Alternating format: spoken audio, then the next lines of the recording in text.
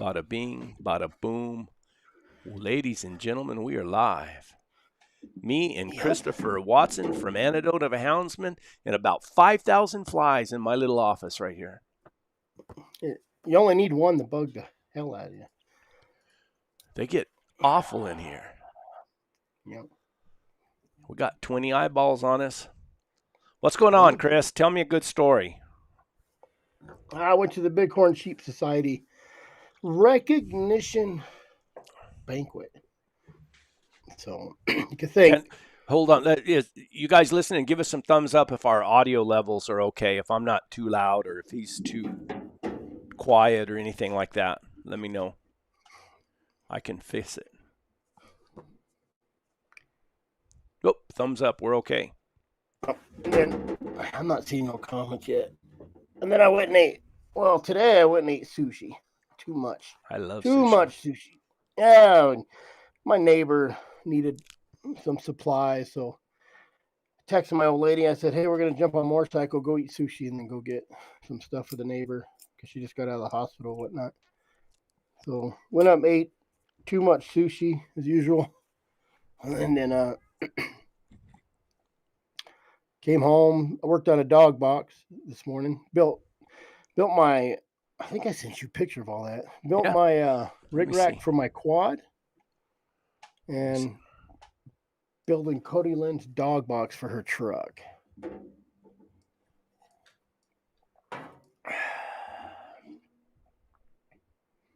Is that the one you sent me? That's an old dog box that was on my Toyota first, my 15. Then it went on a mega cab, my other daughter Alyssa's truck. That's why it's pink. And now so I had to cut it up to make it fit a Dodge. Now it got cut up again. It's kind of upside down. You can see the chain on the bottom. Cut up again, and I'm making a coffin box out of it instead of a rail box.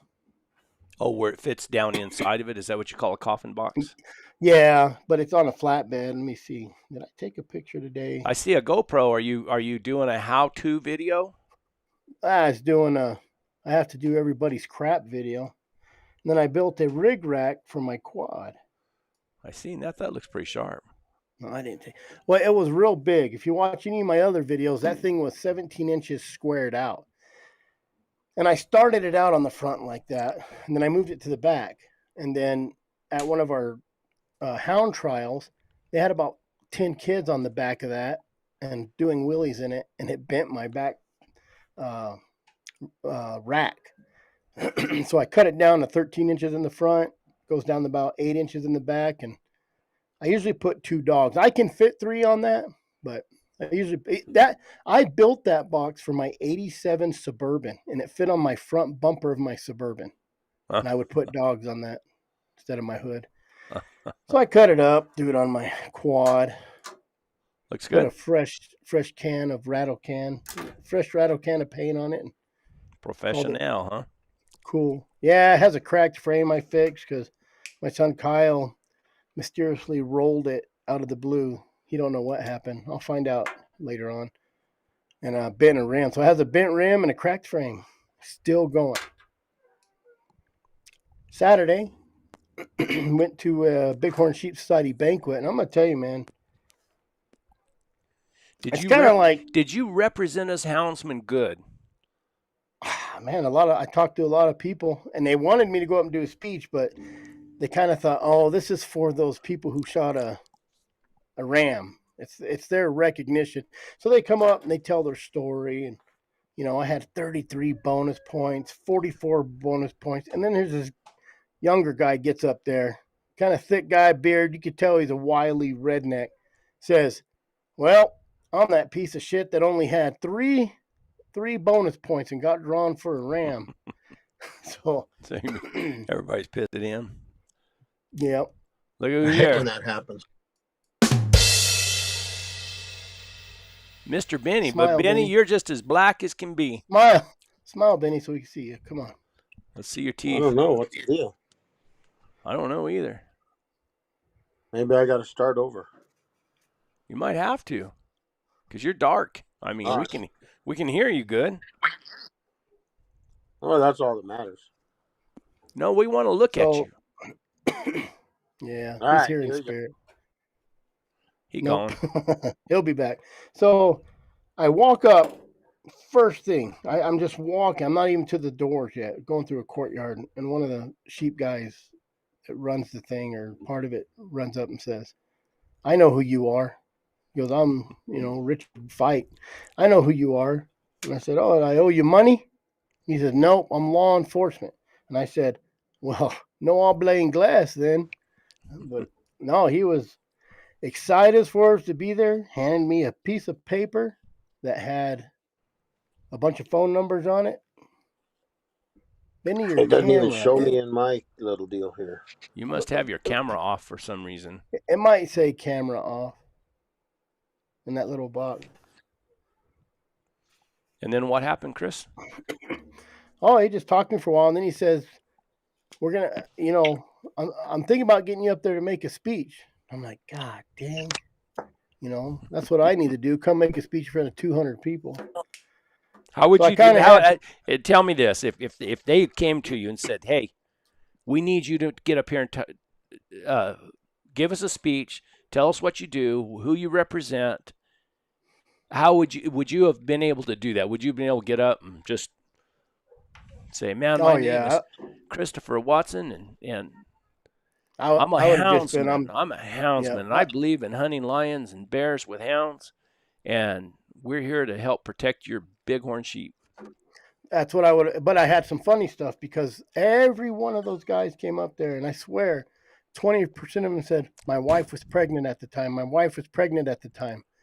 So and if they would have made me do the speech at the end of it, I would have had a funny joke. Went up there and said, "Hey, Chris with Arizona Working Dog Alliance, and we're starting this, blah blah." But I think we're gonna go ahead and not come back to this room because a lot of these people end up pregnant here. Yeah, So we're gonna go ahead and stay away from this room.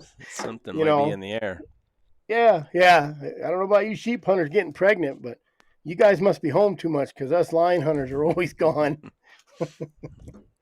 So Yeah, if our wives get pregnant, we get suspicious. yeah, I was going to bring that up. When our wives get up pregnant, we have to get a paternity test because we're gone so much. So Let's no, it see. was. So Let me I get did talk to a lot of people though. Talked Cameron to the game and Coleman, fish lady. George Lambert's here. We'll have him on here in just a bit. Little Houndsman, is that deal? Is that a no? That's a That's what's called daughter, right? it's me. It says right there, "Hey Brett, it's me." I got Oh, I got Opal Blackbeard coming to Kennels. her name now. Sorry, good. Anderson, yeah. Sholo Sushi. Yep. Mike Rich, evening from California. Hey, Mike. At least somebody from California is not mad at me still. Oh, just Marty because Beard, he's 40 here mile. doesn't mean he's not mad at you. He's here for you. He doesn't care Yeah. about me. Marty Beard, 45 mile per hour winds, howling third Monday in a row, staying home from hunting and watching your show. Well, we're glad you're here. You guys Yes, sir. controlling the weather. If we could, we would. Well, I text a Little couple hey, Brett, people me, and and I got Opal coming to her name now. Perfect. yeah. I feel like I've been rim in cracked frame, especially in the mornings. I felt the same way. Still running, but it just kind of wobbles a little. Yeah, I got a little vibration in the front end here. I reached out to a couple of people I know in North Carolina, and they're not really directly in that big hurricane that's flooding everybody out. I see, Chris Powell throwing out a bunch of send prayers kind of stuff. Yeah, and they had a regular podcast on it too, I think. I seen it. I didn't listen to it, but I seen it. When, Sunday? I don't even know. Yeah, I think it was Sunday. Shorty Gorham. Oh, a podcast? I don't know. Yeah, it was with Shorty. I didn't get to listen to it. Did you listen to W's review of the Lionheart Yes, I did. at all? Yes, I did. I didn't get a chance. I listened to it. I had to watch it again just to make sure. It was pretty good. I mean, Buddy kind of had the same concerns that I did, that, getting it to the right people. That look at that. There he is. Oh, you had to you had to take it out of the phone case. Yeah. I had my daughter-in-law come over here, and I said, "Hey, I need your help." And I said, "This thing's acting." Now he's Didn't change frozen. anything. Try it. I said, well, it's working. Just needed her presence. Now your Sometimes internet's going to that's be crappy. all it takes is a woman's presence. Oh, shit. Yep. Yeah. Yeah, but Buddy kind of had the same concerns that I did, is how is it going to reach the right people?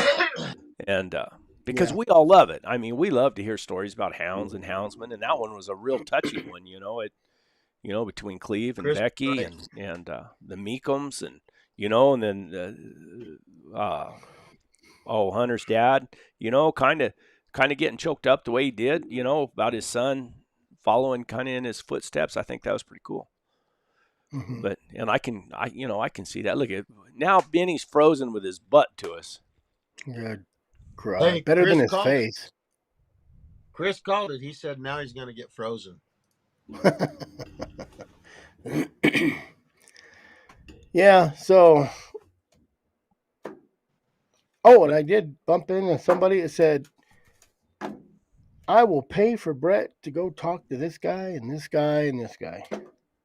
So we might got us a private sponsor. The guy don't do So much on the so internet at all. so Elon called you too, huh? Yes. Mr. He Musk. said, quit talking crap about my internet. Just go do something about it. Just you go use it somewhere. Mm-hmm. So I think it was a good deal. And I kind of got motivated. I sent out a bunch of emails to different, what I think would work good with what we do, companies. And I know probably gets in their junk pile or something like that.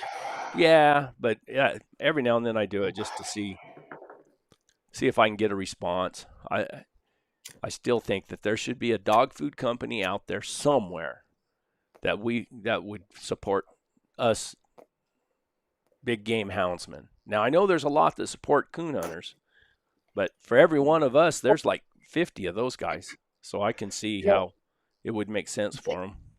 The thing is, we're picky about it too, because what if old Roy came to you and said, we'll sponsor the hell out of you? Yeah, I don't think I could do old Roy. I have to. Well, you'd have to have a sponsorship from old Roy and a sponsorship from Harbor Freight with the power washer to clean up all the crap. Yeah. So maybe a win-win. I told you that story about buying that pallet of dog food from Mexico that was going to Mexico that time. Guy called me and said, "Hey, we got this pallet of dog food down here. It's supposed to be going to Mexico." So I bought it real cheap. And like I said, I never could believe that you could feed a dog 1 cup of dog food and him crap out 4 cups. But they dang sure can. Back in the day, it was Cow Ranch had this just plain bag of dog food. It was like $11. And I thought, well, when they're just kind of sitting on the chain, you don't have to be too proteined up. I said, well, I'll use it as a filler, but I fed them that, got home, fed them that. And this is no lie. There was no dog crap at all, because as soon as they crapped it out, the wind would just blow it away because it was so dry and dusty. I swear to God. It was that dry. That wouldn't be bad. It was I couldn't believe it. I mean, it just dehydrated my dogs probably. I don't know. So I used to make chicken and rice because it was cheap. You could go buy 10 pounds of chicken for $4. The drumsticks, and I would boil it down. Yeah. And then, sometimes I'd boil it down. Sometimes I feed it to them raw, but I'd boil it down. They say it's better to feed it to them raw, because if you boil it or whatever, then the bones, that's when the bones splinter. So I'd take the bones out, and then I'd mix it with like cheap dog food, and just for a filler. So I'd feed them real chicken and rice. I'd make enough for like a week. You can't go too long because they'll mold and get all dirty. Yeah. So, but it is better to. I tell you what, if that reservation would let me go harvest some horses like they were gonna, I'd have been up there. You bet. And I would have bought an extra freezer, and I would have cubed every bit of that horse. I would have cubed every bit of that horse in 1 pound chunks, and that's what I'd have fed my dogs every day. Yeah, I think it's a pound, right? Mm-hmm. I feed Diamond now. Diamond, the maroon sack of high protein. Yeah. Benny's the one. Benny got me the best dog food I ever fed, and that was that Pizzazz. That was a super good dog food, wasn't it, Benny? Benny. Well, just sit there and stare at us, Benny. Come on, Benny. Just say Quit something. being that way. Look at his eyeball. Looks the same as that Yeah. eyeball behind him. Beady little eyes. Yeah. He's now gone. He gone. Now he got mad. Now he got butt hurt. There we go. I'm telling you what, he was supposed to get better internet. No, I think my what is it? StreamYard is better than the Ecamm. I think so, because ever since I paid for it, I had no problem. And Benny comes on really good on mine. Does he? We'll have to try it. I can get on yours. There he is. You guys are demanding. Look how good he looks now. I know. He had to go do his makeup. He's just as orange as that as behind him. He had to go trim that hair out of his nose. Mm-hmm. I seen Benny's puny little mustache on his Facebook from a long time ago. Do you know what someone besides you feed the Diamond Red Sack too, don't you? The high protein, high energy, I think is what it's called. That's what I feed. Mm-hmm. I don't know what the percentages are, honestly. No, I don't. It's 20. Is it 24-20? I don't know. Does that sound right? Maybe. Yeah. I tried to get. I don't know. Cody King feeds that Inukshuk. Inukshuk, is that how you say it? Yeah. It's supposed to be some of the best dog food around. And I've contacted him. I fed Retriever, the blue bag, the protein for a long time. They had a recall on it, and I had some problems where my dogs were losing weight. But now I think they fixed all that. And what I do when my dogs are on the chain is I'll mix. I usually mix the Retriever and the high energy, 250-pound bags. I'll mix it, and then I'll feed them. But when I'm running, honestly, I could feed Old Roy protein when I'm running because I feed a lot of meat. So my freezer's full of all my scrap meat from everything and I'll make 5-10-pound bags or whatever I throw in a bag and vacuum seal it. When I go hunting like this weekend, it's bear season, so I'll throw a bunch of bags of meat, and if we run hard, I'll feed them that meat at night with dog food, But even when I was feeding cheap dog food when we was running down in Tano, I would feed them in the morning, and I'd just double it up. So the cost was the same, I guess. And I felt like my dogs ran better when I was feeding them in the morning, and we'd go run all day, and then I'd feed them at night. And so they didn't lose that weight. I just feed once a day. That's just me. Yeah. Well, that's what I do now, once a day. Always, you got a chance of, I guess, twisted gut or something. Feed if they get a heavy belly in the morning. You know what I think matters more than anything is where they get their protein and where they get their energy content. And the dog food that I think, any of the dog foods that rely heavily on chicken and chicken products are your top-notch dog foods. Yeah. Yeah. Yep. I think they just need to let us kill horses. There's too many of them anyways. We don't have them around here, but I get meat scraps. I can go down here and get meat scraps from the butcher down here. He's a good guy. Where's Brarely Mason? That guy, he don't have no kids or wife, I don't think, because he just runs around and picks up that everywhere, gets it cheap. So if you take the time, you will. How heavy are your hounds during the hunting season besides Fat Lori? Besides Fat Lori. Always picking up Fat Lori. They're all different. I got easy keepers and then some harder keepers. And, some of those females, you don't have to, it's almost, it feels almost like abuse because you just can't feed them very much. And then I got handful. Yeah. And then I got like Mr. Bean and Al and Rusty, and those dogs, those male dogs, they're pretty high energy themselves, so I have to feed them quite a bit more. But I still just feed once a day. I feed in the evenings, and that's it. And that red bone I got, if you don't feed him heavy, he'll lose the weight. And about the third day of running, he looks like he hadn't eaten for 3 weeks. No matter how much you feed him, you could put the dog food bag by his chain and he'd free fill, and he'll still look skinny.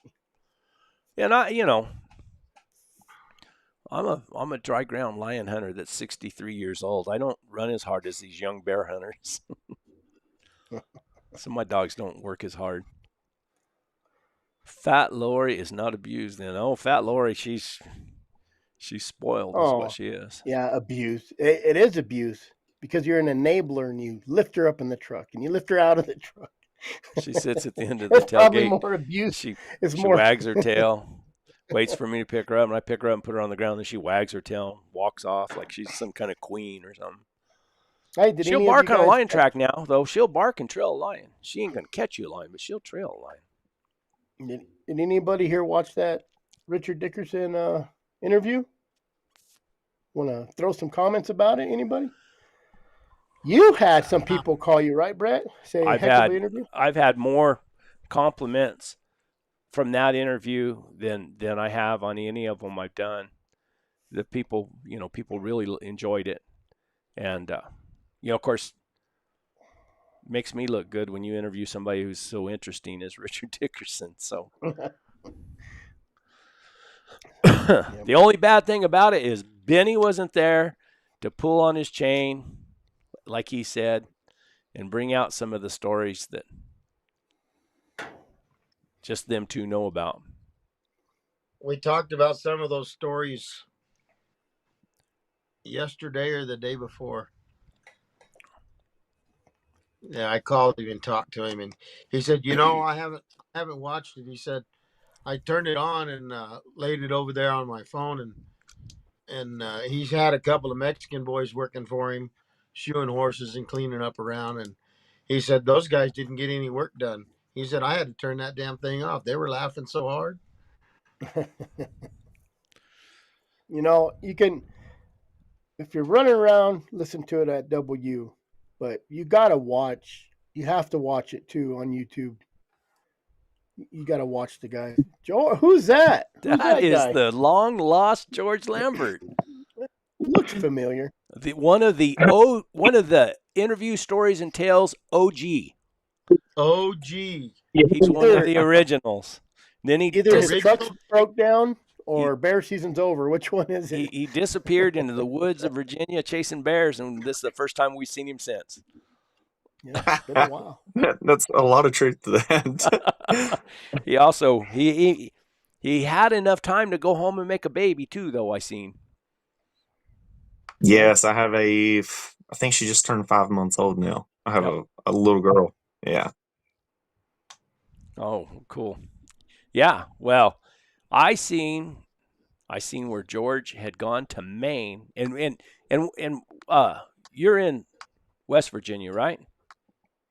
I'm in Western Virginia. I'm not quite in West Virginia yet. So I'm in Virginia. I'm a Virginia resident. You're on the eastern side of West Virginia? Is that what it would amount to? Yeah. Something like that?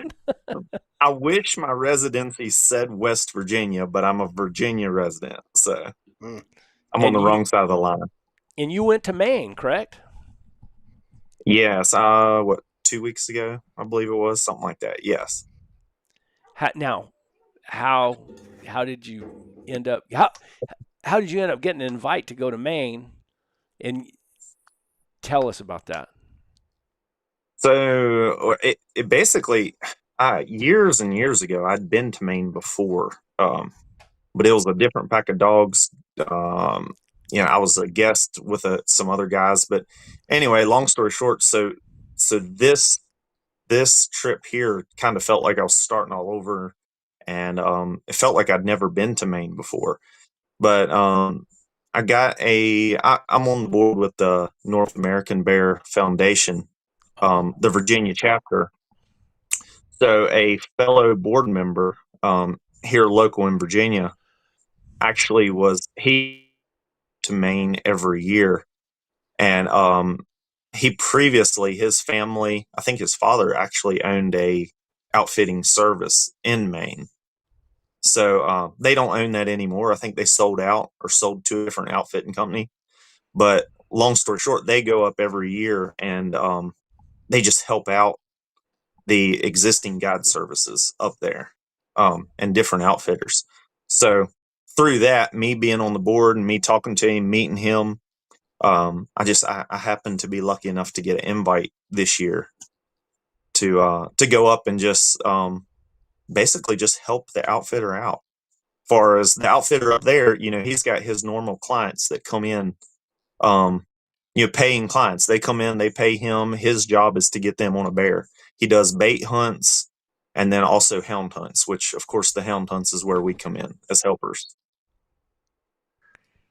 And so, yeah, you don't have to have a guide's license or anything in Maine to be able to be a helper, I guess. No, so we got to make sure we're with a guide.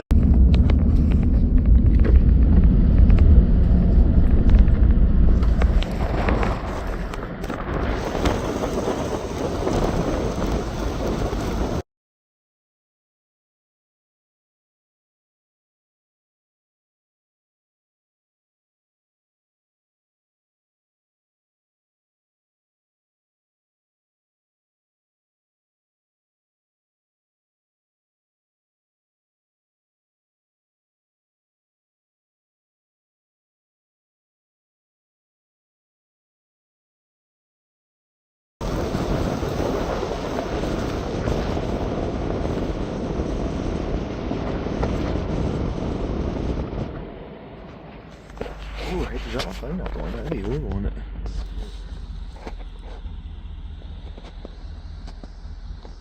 The phone don't really do it justice.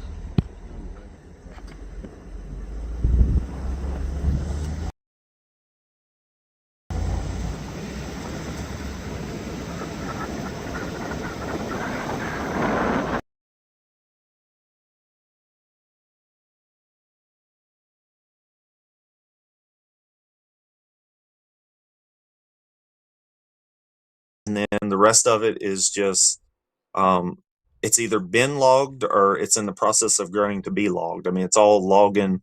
Mostly we're hunting timberland. When I say timberland, that's actually logging operation land. Was there other helpers up there besides you? I mean, with their own hounds and stuff? Yes. So of course the guy and his family that I went with, which the Hubbards, Jared Hubbard, Mike Hubbard, which is the dad, Dusty Hubbard, really they're great houndsmen. But they're the ones that I actually went with, and they had their pack of hounds. I had my pack of hounds, and the outfitter and his good friend also had a pack of hounds up there. They're residents in Maine. But to go back to the question of like we had to, us non-residents, we had to stay with a registered Maine guide at all times. So, which was interesting to me. A lot of times it would be, a young person that had got his guiding license or whatever, but the outfitter kept it set up where we could have a guide with us. So our job was to get up in the morning, check baits, which that in itself was interesting to me because here in Virginia, of course, we're not allowed to bait. So it was a whole different atmosphere and a different style hunt, which for me and my hounds, both of us, it was a learning curve. You're not allowed to we bait get up in the mornings. I was going to ask Chris, you're not allowed to bait in Arizona, are you? No, sir, not legally. Not at all. Don't get too detailed about that then. I plead the fifth. Yeah. Like you said, no habla English. No habla inglés. That's why he's on tonight. Oh, Richard Fight. He's on right now. Oh, cool. Chris, good to meet you at the Ram Recognition Banquet. So you took, how many hound dogs did you take up there? Well, I think I took 16 or 17, but in hindsight, which I don't know, of course it always happens this way, but I left to go up there on a Saturday morning. So the Friday before I didn't hunt, but the Thursday before I did hunt, and I got dogs all tore up. So oh, really? That Yeah, so a few of the dogs I took up there, I took along with me, not to hunt them, but just so I could keep them on their meds and their Oh, you had keep to them doctor cleaned them, up. yeah.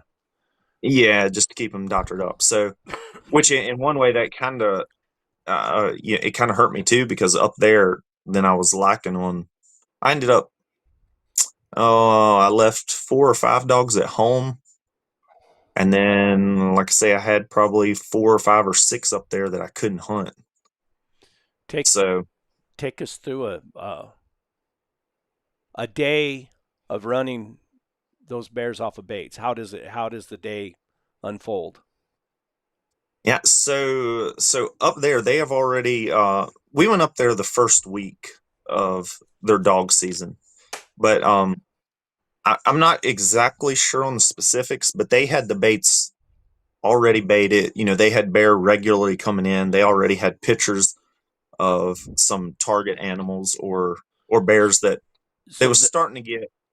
They had them patterned so basically. that's what they do. They have game cameras on these baits, and then they pretty regular. They go in to and check those before the season starts. Yes, I believe I might not have it exactly right, but I believe the outfitter that I was with, I think he said he checked his every 3 to 4 days, and rebate it, checked cameras, and some of them even had the cellular, however you Oh want to say wow! it, the cellular cameras on.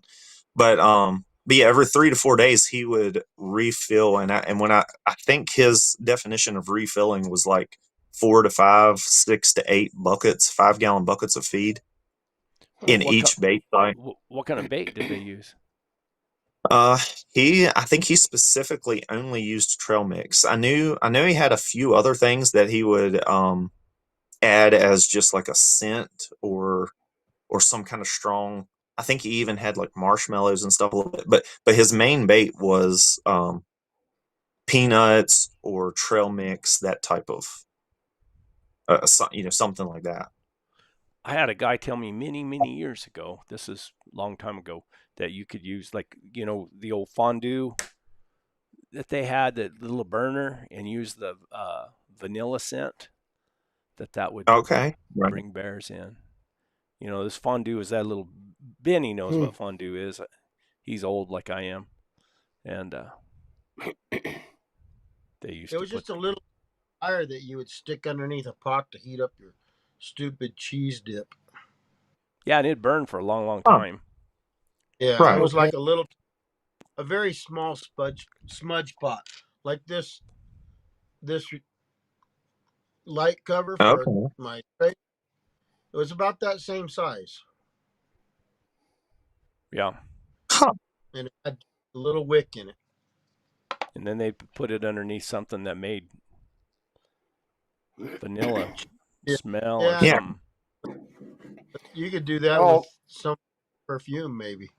Yeah, I didn't. I don't know. or I you never. just or I you just never. take one of these and you fill it full of go to Filiberto's and steal some of the grease out of their trap.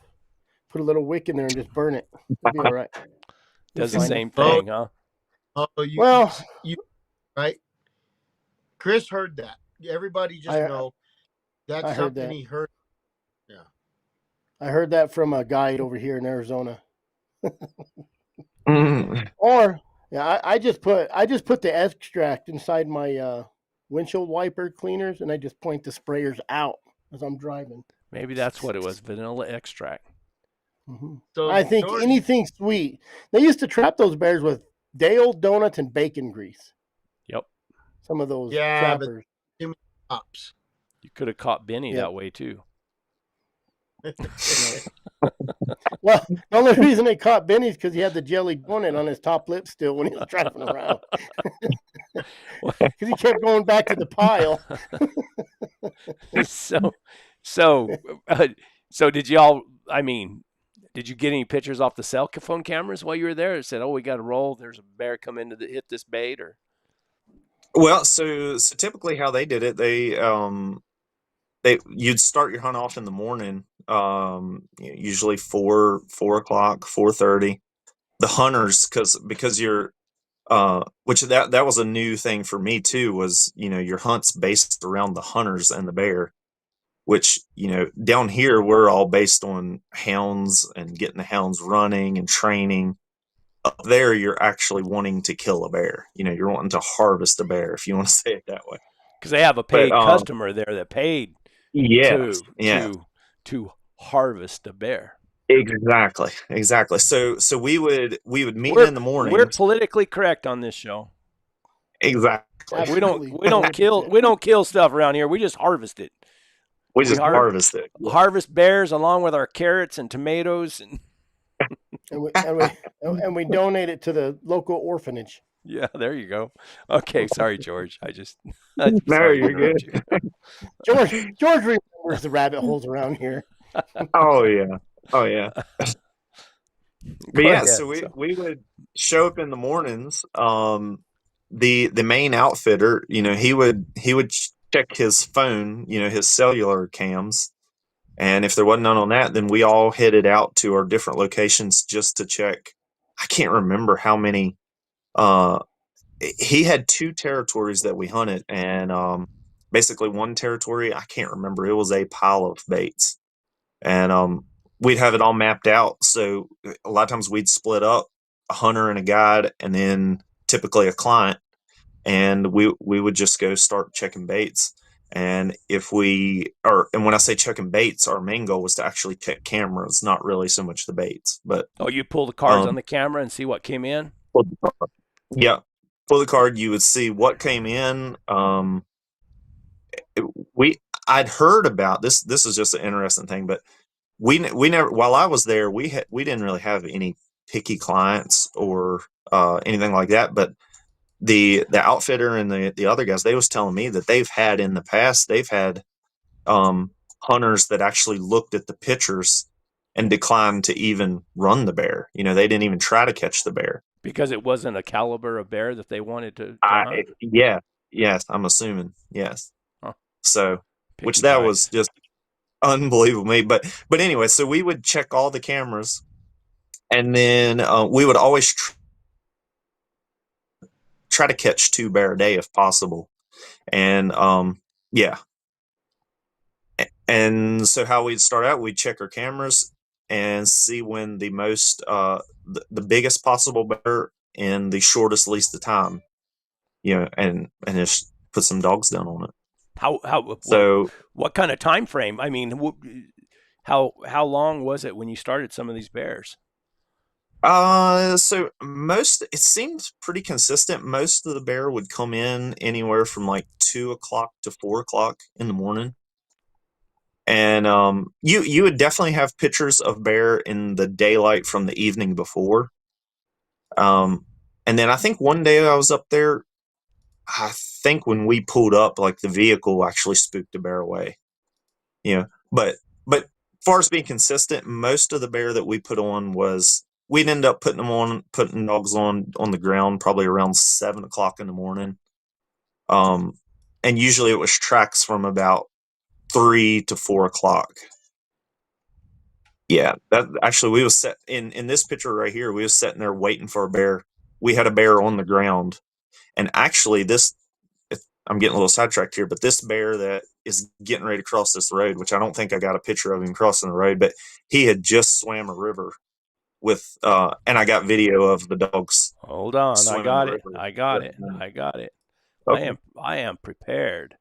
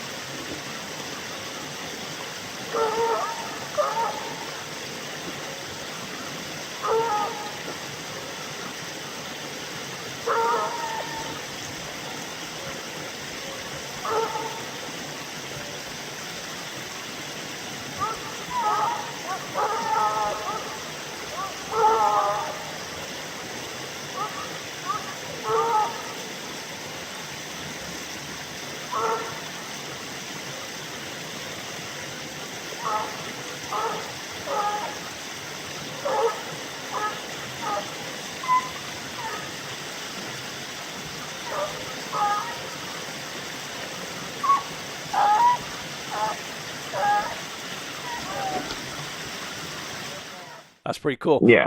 How was it to get around up there? Was there a lot of little 2-track roads and because it Yeah. looked like So the road, thick country.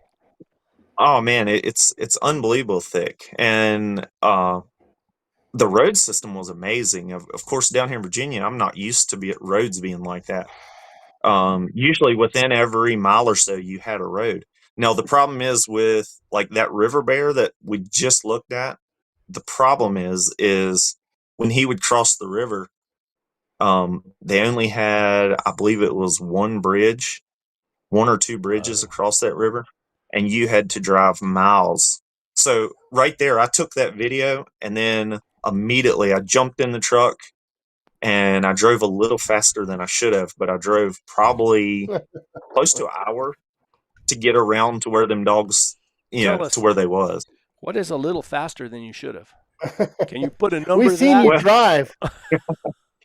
so it's them that's another thing I'm not used to. Them roads up there, they're long, they're straight, and they're good roads. So I might hopefully incriminate myself, but up there you can easily see the speedometer hit 90 miles an hour on a dirt Yeah. road. But you weren't I driving. did But you that. weren't driving that fast, were you? No. No. Safety first is always Yeah. my motto. Yeah. I did that once, and my dog box ended on top of my Tundra cab Hit a bump and came up. before I tied it down. Yeah. I'll be dang. Yeah. So how did your dogs react? I mean, how much different is that environment and terrain compared to what you're used to running? I mean, did your dogs just fall right in and say, "Let's swim this river and chase this bear," or did they say, "No, we want to So go around"? yeah, so I thought I went up there initially. I knew, like I said, I'd been up there before, but it was years ago, and I was worried that the water was going to become a problem. I thought I was going to have a problem with water, but what I didn't foresee being is basically the water was no problem. The dogs would swim that just fine, um, especially because most of the time up there, well, I better stick with the original question. I'll get sidetracked, but you, Rabbit hole. That's all right. We get yeah, I know. sidetracked all the time. But yeah, so the dogs didn't have no problem with the water. What they did have a problem with is like I don't know exactly what they call it, but to me it would be like a bog or a swamp or a moss flat. And what I'm meaning by that, and I'm sure the locals up there know what I'm talking about, but if you was to just stand and take a picture, you would never know it was any water. It's like a really thick mat of moss that covers everything. And so if the dogs they're running along and then all of a sudden they just sink up to their neck in this moss and they're in the water, they're up to their neck in water, but the moss is too thick to swim. So they can't swim out of it and then they can't run through it. So they got to do this like weird hopping, they got to jump through it. Yeah. And that really threw my dogs off for a bit. The local dogs It, didn't have any trouble with it. I mean, they knew exactly how to get through no, it. yeah. The local dogs up there, and even I noticed the guy that I went with, which he's a resident in Virginia, but his dogs, he had went up there enough that his dogs took it in stride. They would either, and most of them moss bogs or swamps, most of them swamps wasn't maybe half an acre, sometimes an acre. No, they had bigger ones. But I noticed where my dogs would try to stay right in the tracks of the bear, they'd be running along, and then when they hit one of them bogs, they'd try to hop through it, swim through it, whatever they could do. I noticed the local dogs, and then the Hubbard brothers, their dogs, a lot of times they'd hit them flats and just make a quick lap around it. They might have to go up or They knew how to down, go north around or it. south. Yeah, they would go a couple hundred yards out of their way, get right back on the track, and roll on while mine are still back there trying to swim or hop through that stuff, which was really interesting. Yeah. Wait, Another question. When you get to the bait, do you have any trouble getting the dog started on the right track or getting them started? I mean, how did that work out? So, if you had a dog that wanted to stand on his head too much, then yeah, that dog he'd be overcome with all that scent that's at the bait. So, I dog had to have a little bit of smarts about him to get away from the bait and find that track out of there. That's because those bears are turning their scent off right there. Yeah, That's exactly what it is. Oh, we need to talk about that. Don't let us forget to talk about that tonight. Well, it's You know, two I things. heard that Either on they're- bait piles, that those guys would get those bait piles and they would they'd go out maybe half a mile and circle those bait piles instead of coming in on those bait piles. Yeah. Now, I noticed I've always fully believed, and I ain't did as much traveling as a lot of people, but I think a good dog is a good dog, anywhere you go. I really fully do. But then at the same time, they still do have to acclimate a little bit. So it took, my younger dogs and some of my younger dogs, they did. It was a different atmosphere, and they had to figure that all that scent at the bait. I mean, it'd get them really excited there for a few minutes.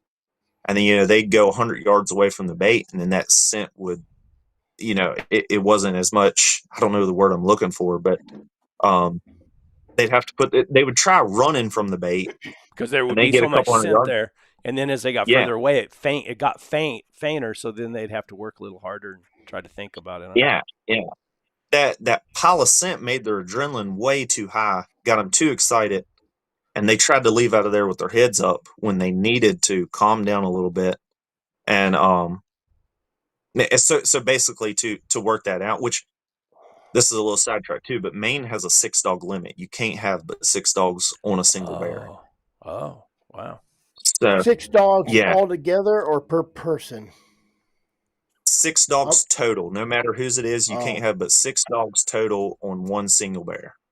So what happens when you're out running? Turn it over to you guys. I'll be right back.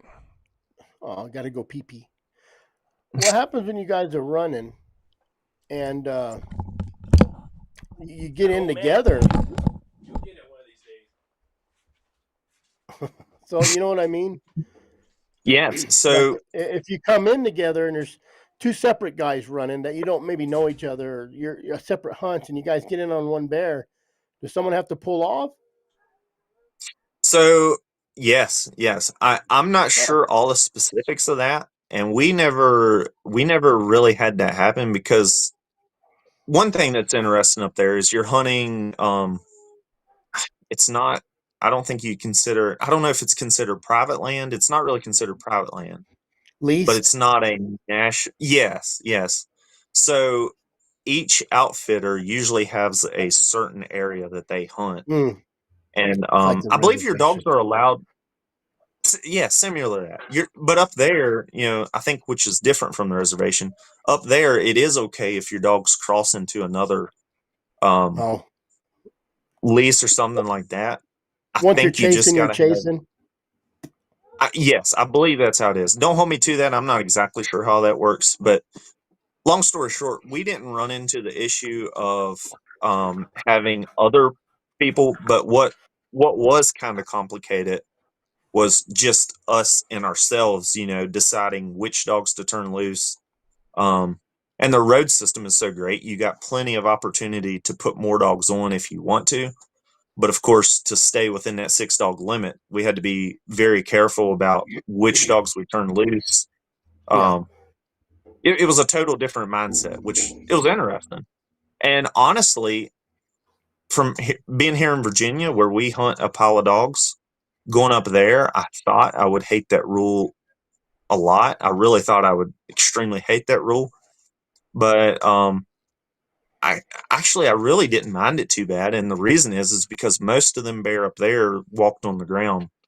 Um, you didn't. I mean, a lot of them would eventually tree, but I think in 7 days, while I was there, in 7 days we killed, I think, 13 bear, and out of all them 13, I believe every single one we caught on the ground, and some of them eventually treed, but all of them walked on the ground for a good while.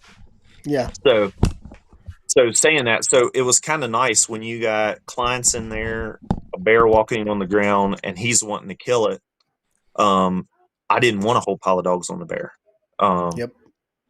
Yeah, of course it makes the dog safety worse, and then just having to worry about the hunter with his gun shooting at a bear that, and when I say my dogs, a lot of it was the outfitters and the guys that I was hunting with. A lot of times it was their dogs, but sometimes it was better.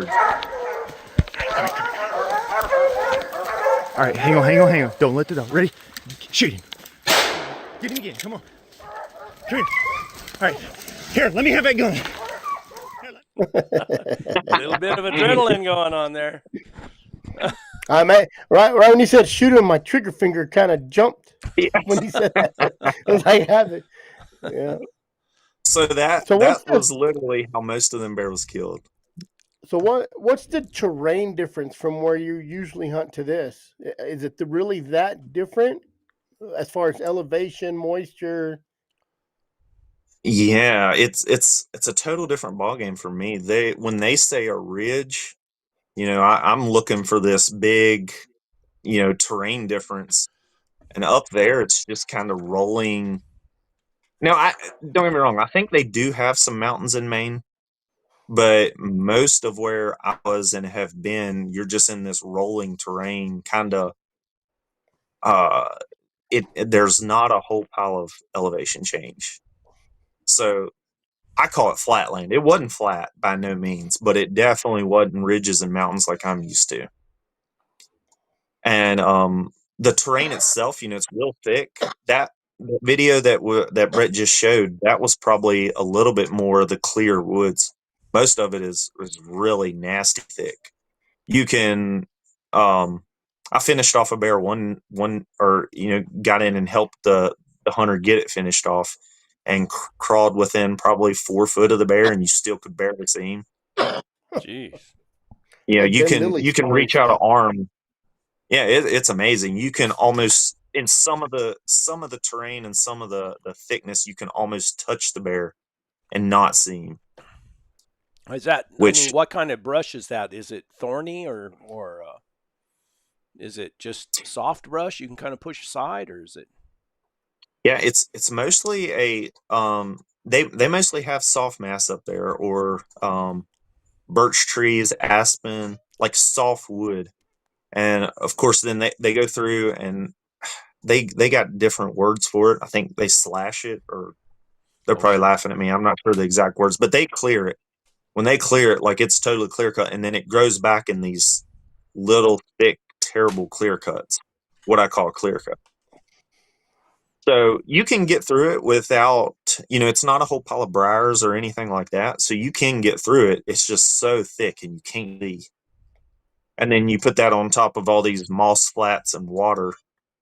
So it's very interesting. Oh, I bet. Well, any other hunters in the area? Are you guys the only ones, or do they only let so many people in an area? Or? Yeah, so actually, me and Chris was just talking about this, but so up there you can, if I'm understanding it right, and I might have my facts a little bit wrong, but the outfitters can basically they buy or they rent, however they say it, their bait sites. Lease an area. Lease their, yes. So basically when they get them bait sites, if it's 30, 40, whatever it is, that amount of bait sites in an area, then that area is considered theirs.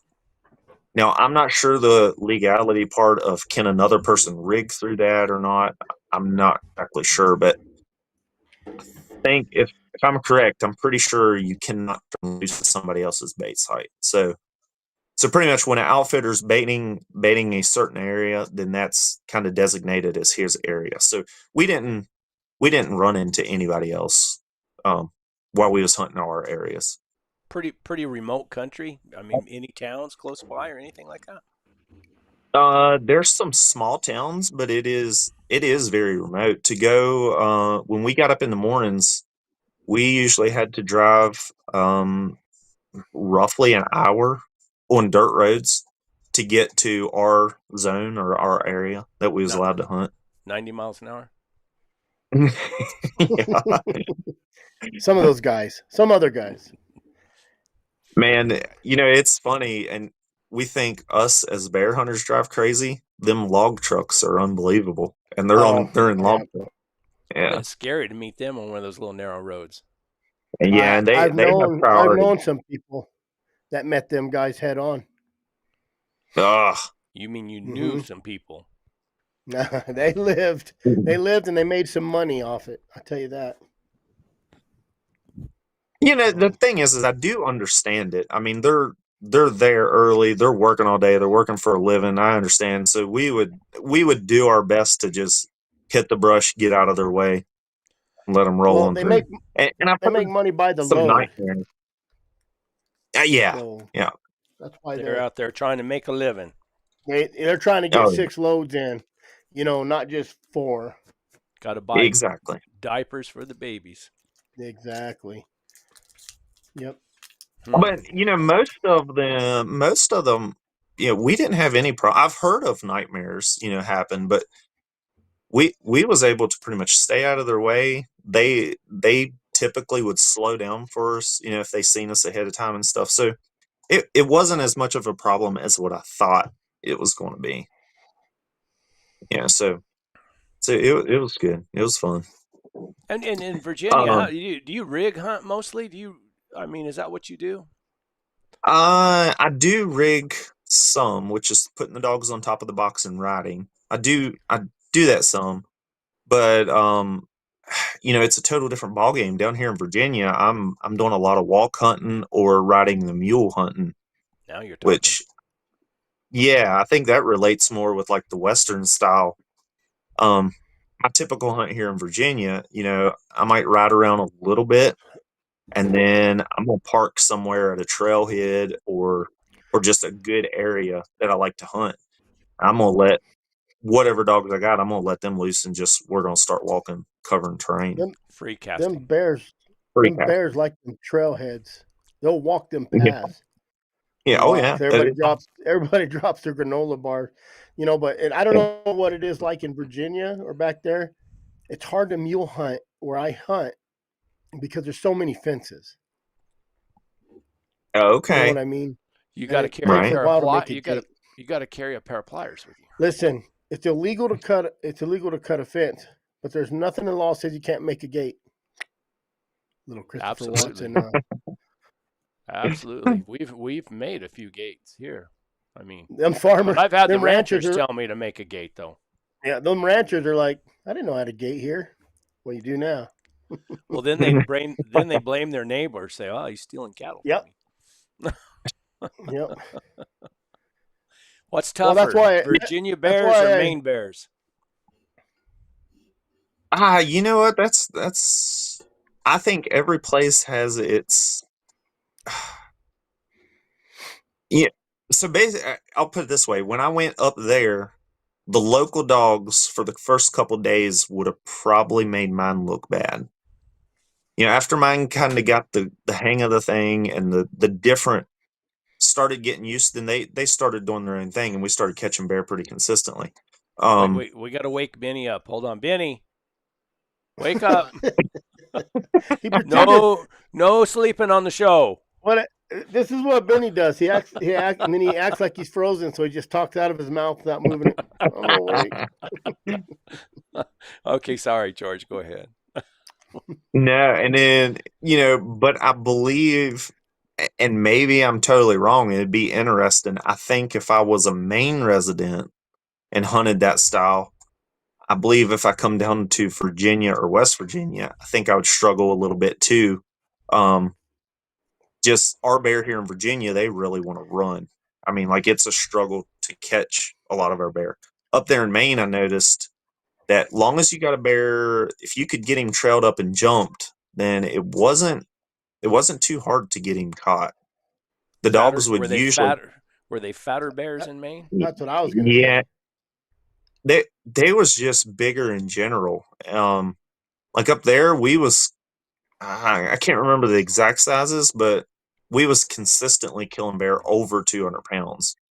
And a 300-pound bear was somewhat normal. It Wow. wasn't. I mean, it's a big bear no matter what, but it wasn't. You know, I think you could. We didn't kill. I think the day I left, and I had to leave early because I got a dog pretty badly tore up, so I had to get back to Virginia to my own vet.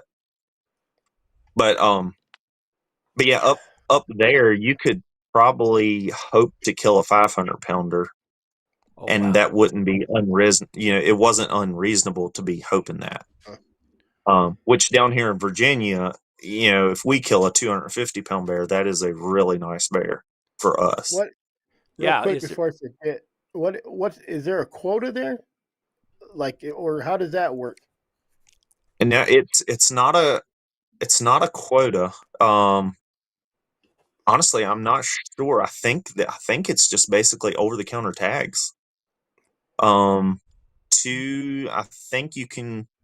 think every person can get an over the counter tag, and maybe somebody in the comments or somebody can correct me, but I think you can trap one bear, and then you can actually either bait or hound hunt one bear.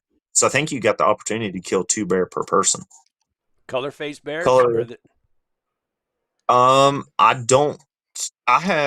I never, in my past hunt and this hunt, I've never seen a color phased bear in Maine. How about Virginia? And Virginia, I believe Virginia is kind of the same way. There it is. In all my life, I think I've caught one bear that had a slight tint to it, and I wouldn't even call it a true color phase.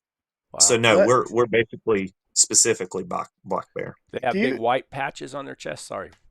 We do get the white patches, and I that's wish I want one of pretty those. common. We don't have those in Arizona. I haven't never Really? caught one. But Okay. to the color phase, we've had that conversation. Everybody's like, "Oh, genetics or this," but I've noticed the color phase in the hotter regions. Globe, Arizona, there's some color phase. Down 27 low color phase. It's grizzly bear genetics way back, way back. There's a Well, guy who used to run the reservation. He thought that's what it was because back in the day, 20, 30 years ago, he would catch those black bears and they had a hump on their back. Some of those would have a hump, and they've caught some big 400 or 500-pound bears in that area. He was a government guy, or he did something for him. I don't remember what he did, Right. but he thought they did interbreed back there. He swore by it. We have lots of color phased bears here. I mean, as a matter of fact, it's almost been fairly rare to find a solid black one. Really? See, it's opposite here. I've hunted up and down the East Coast, and pretty consistently from Maine to Georgia. I don't know. I mean, I'm sure there probably is a rare one here and there, but we're pretty much specifically black bear. And I say that here. I'm talking about up where my camp was. Right. Just that little area. I mean, I haven't been all over New Mexico hunting bears for sure. Right. Now, another interesting thing while I'm thinking about it, up there, the very first day I was up there, I had a moose chase, and my dogs had never been around moose, and it was dogs that are usually down here. They're pretty consistent. I don't know if I ever have a truly broke dog, but down here I trust them that usually when they bark, I feel comfortable saying that it's probably a bear. You can read your dogs pretty good. Right. But they totally threw me for a loop up there because they was running a moose, and they had it in their hearts to catch it. So. Well, do those dogs act different when you go to that? Like, I think you kind of talked about it a little bit earlier, but trying to read them in a whole different area because they're trying to acclimate just as well as you. Do they act a little different? Like just new area or? Yeah, a little bit.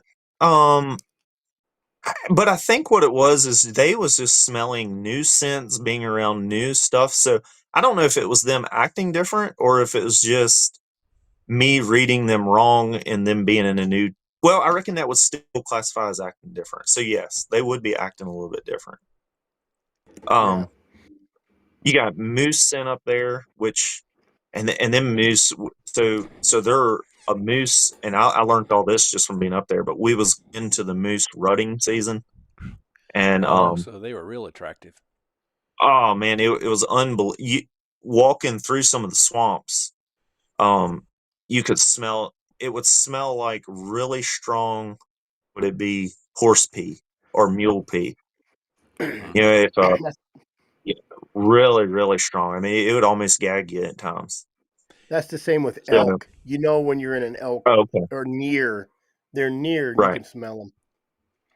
Look at this, yeah. So, Uncle Pawpaw Johnny here. He just came back from New Mexico with a. He should have some stories. Yeah, we need to get him on. I wonder, can I get 5 people on here? Yeah, you can do 5. I'm pretty sure. I think Johnny, do you still have a link? He might be driving down the highway too. he's already back home, ain't Is he? Let me see if I can figure out how to get it to him.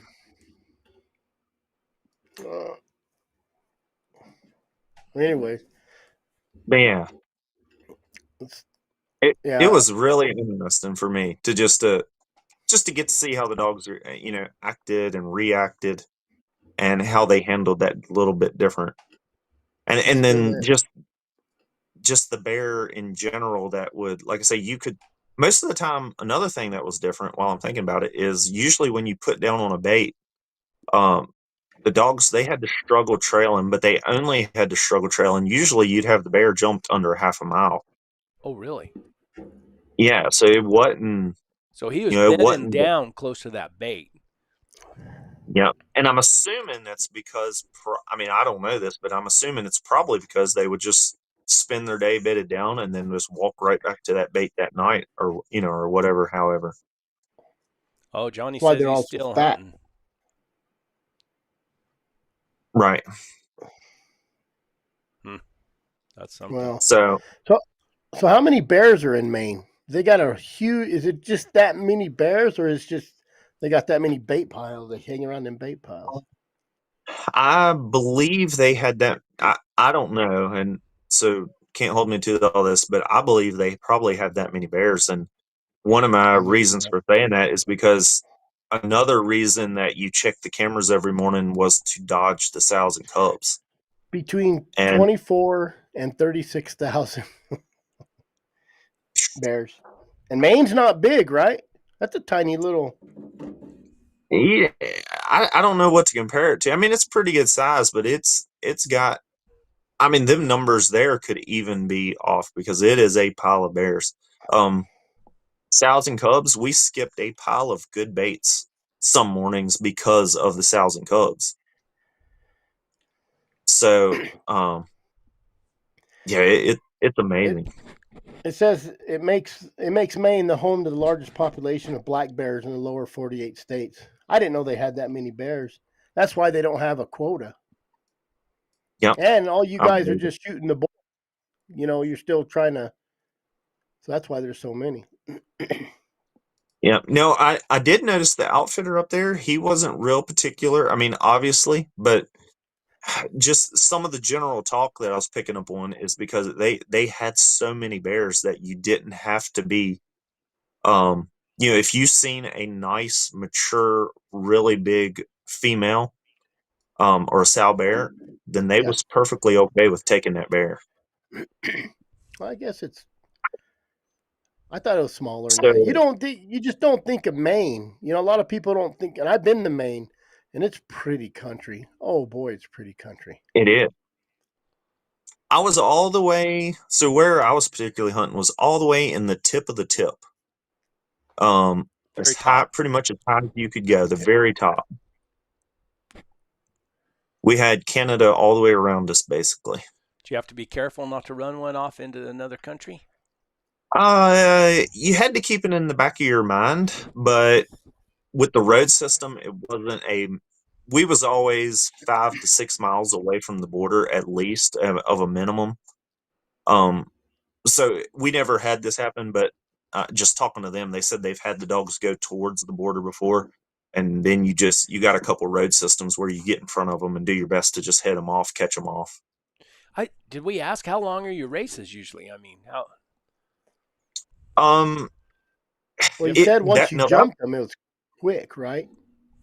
well, so once you jump the bear, you could catch the bear easy, but unlike Virginia, usually here in Virginia, once you jump the bear, then usually you're in for a couple mile or a long day trying to actually catch up with the bear. The bear's jumped, Same. but the dogs are doing it's a race.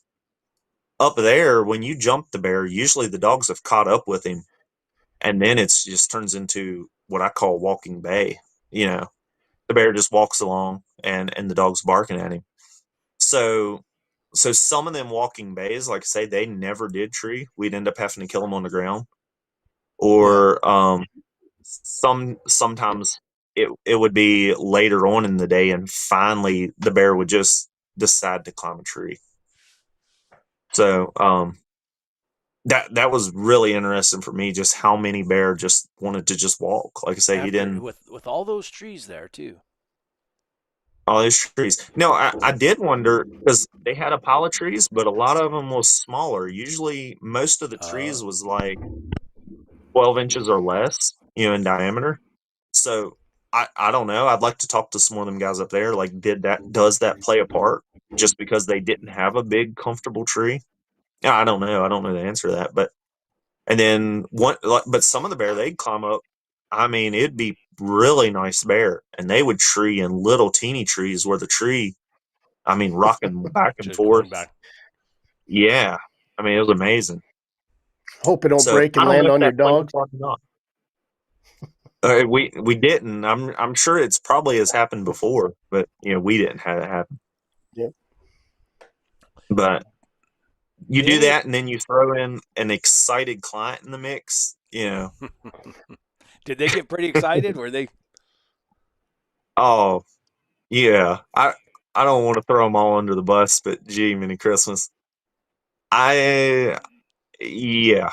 I bet with A lot of the bear needed finishing off. I bet with a walking bear like that and your dogs all around, that can get a little nerve wracking with a guy that It, excited.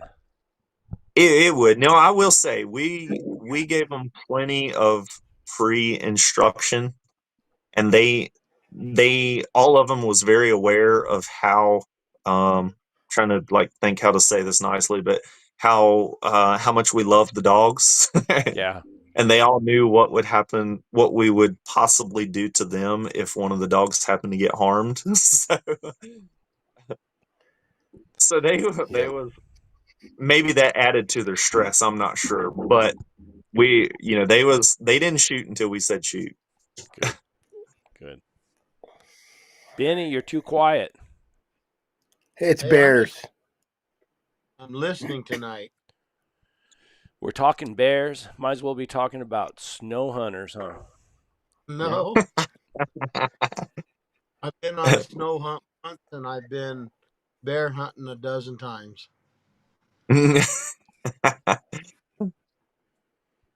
So all in all, it's a good trip. It was a very good trip. Yeah, And I will you'd do it one of again. these days. I would definitely do it again.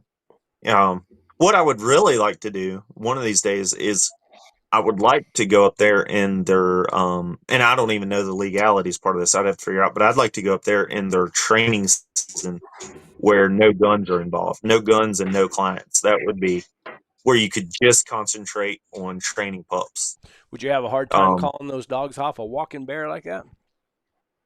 Not really. And the reason I say that is I'm used to going in and having to either call the dogs or get the dog. I'm used to getting 12 or more dogs off of the tree. So when you're only getting 3 or 4 or 5 or 6, it's pretty. I ain't gonna say easy, but it wasn't. It's doable. It wasn't. Yeah, it was doable for sure. There we go. We got Uncle Papa Johnny right there. What's going on, guys? Tell us about hunting bear in New Mexico.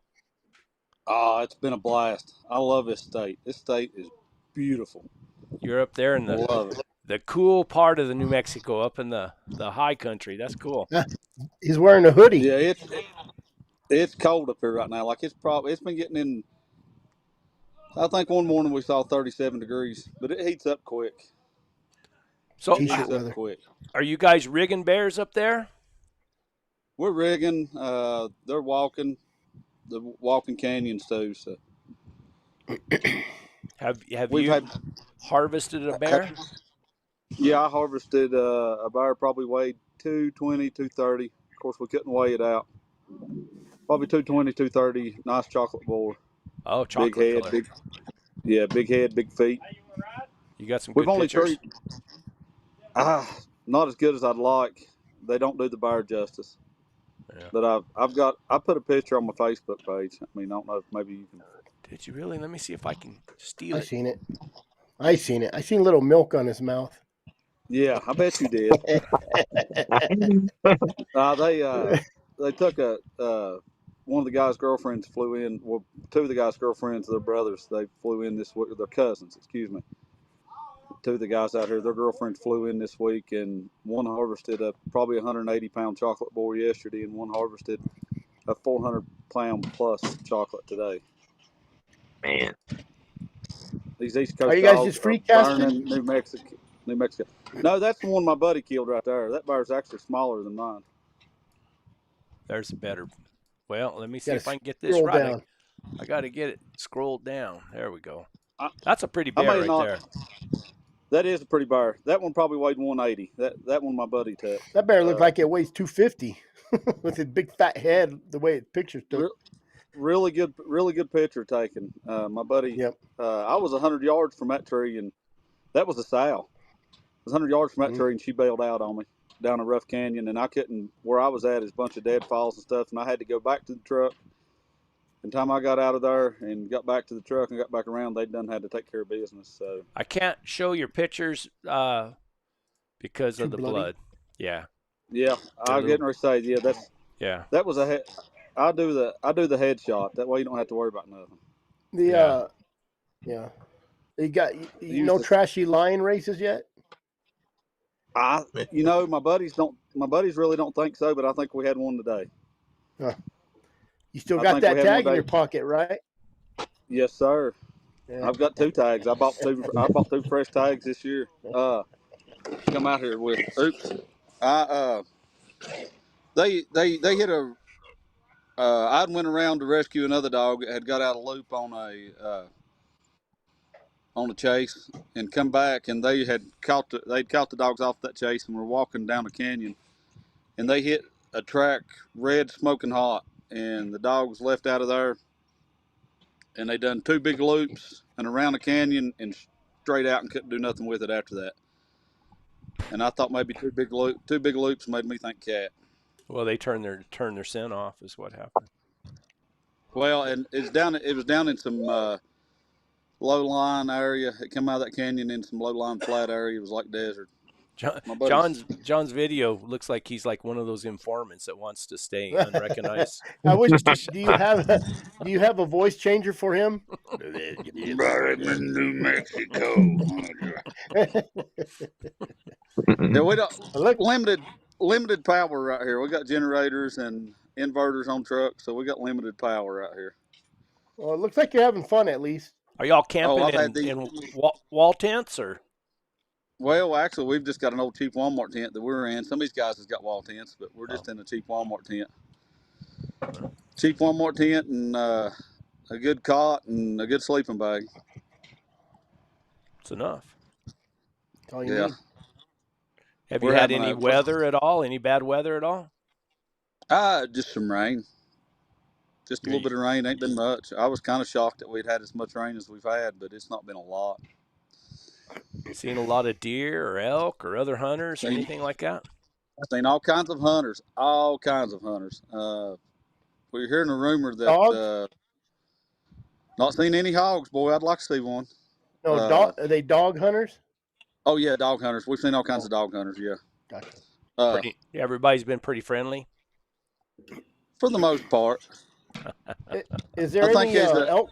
I think there might be a few outfitters that not too happy that some rednecks are in here filling up the quota.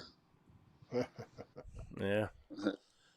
I There, can. we, So you got some elk hunts going on up there too, right? not Or no? well. The elk, I don't know if elk season's still in or not right now. Bow season just ended. We've Yeah. seen all kinds of elk, seen all kinds of mule deer, seen all kinds of antelope. I don't know It's because how you don't have a anybody could. tag. I will say I don't see how anybody couldn't harvest an elk, an antelope, or Well, a mule deer in New go Mexico. go get a tag and you won't see them. I promise you. Oh, is that what it is? Uh, prairie dogs. There's plenty of prairie dogs around. Uh, the day we scouted, a couple of guys were 2 minutes behind us and saw what they think was a mama mountain lion and two young cats, There you go. two about half grown cats. Pair of slippers and a jacket, right there. Well, I think the young ones were probably about half grown or a little better the way they talked. They didn't have no spots, but we've seen everything. We've seen everything. I mean, as a group, we've seen everything. Well, you've been here for quite a while. Yeah, I got here got here Monday afternoon last week. So, are you divorced? Or are you going to be divorced? Which one is it? Nah, she still loves me. She wants me home, but you know that he ain't worried. Sancho's back there taking care of her for him. Well, George lives close. You know who Sancho is, don't you? Sancho is the guy who takes care of your wife when you're out of town. Yeah. Well, we've had really bad weather there at the house. There's a lot of people lost their homes, lost everything. Is that hitting you too? Yeah, that hit us. Good Lord blessed us and the guys that I'm hunting with. We didn't. One of the guys I'm hunting with, he said it was a good thing he was out here because he may have lost 2 dogs. His wife told him that the tree crushed 2 of his kennels. Another guy here, all he lost was an apple tree. I've got a tree down in my yard, and it's kind of sitting on top of the kennel that I got from my little feist.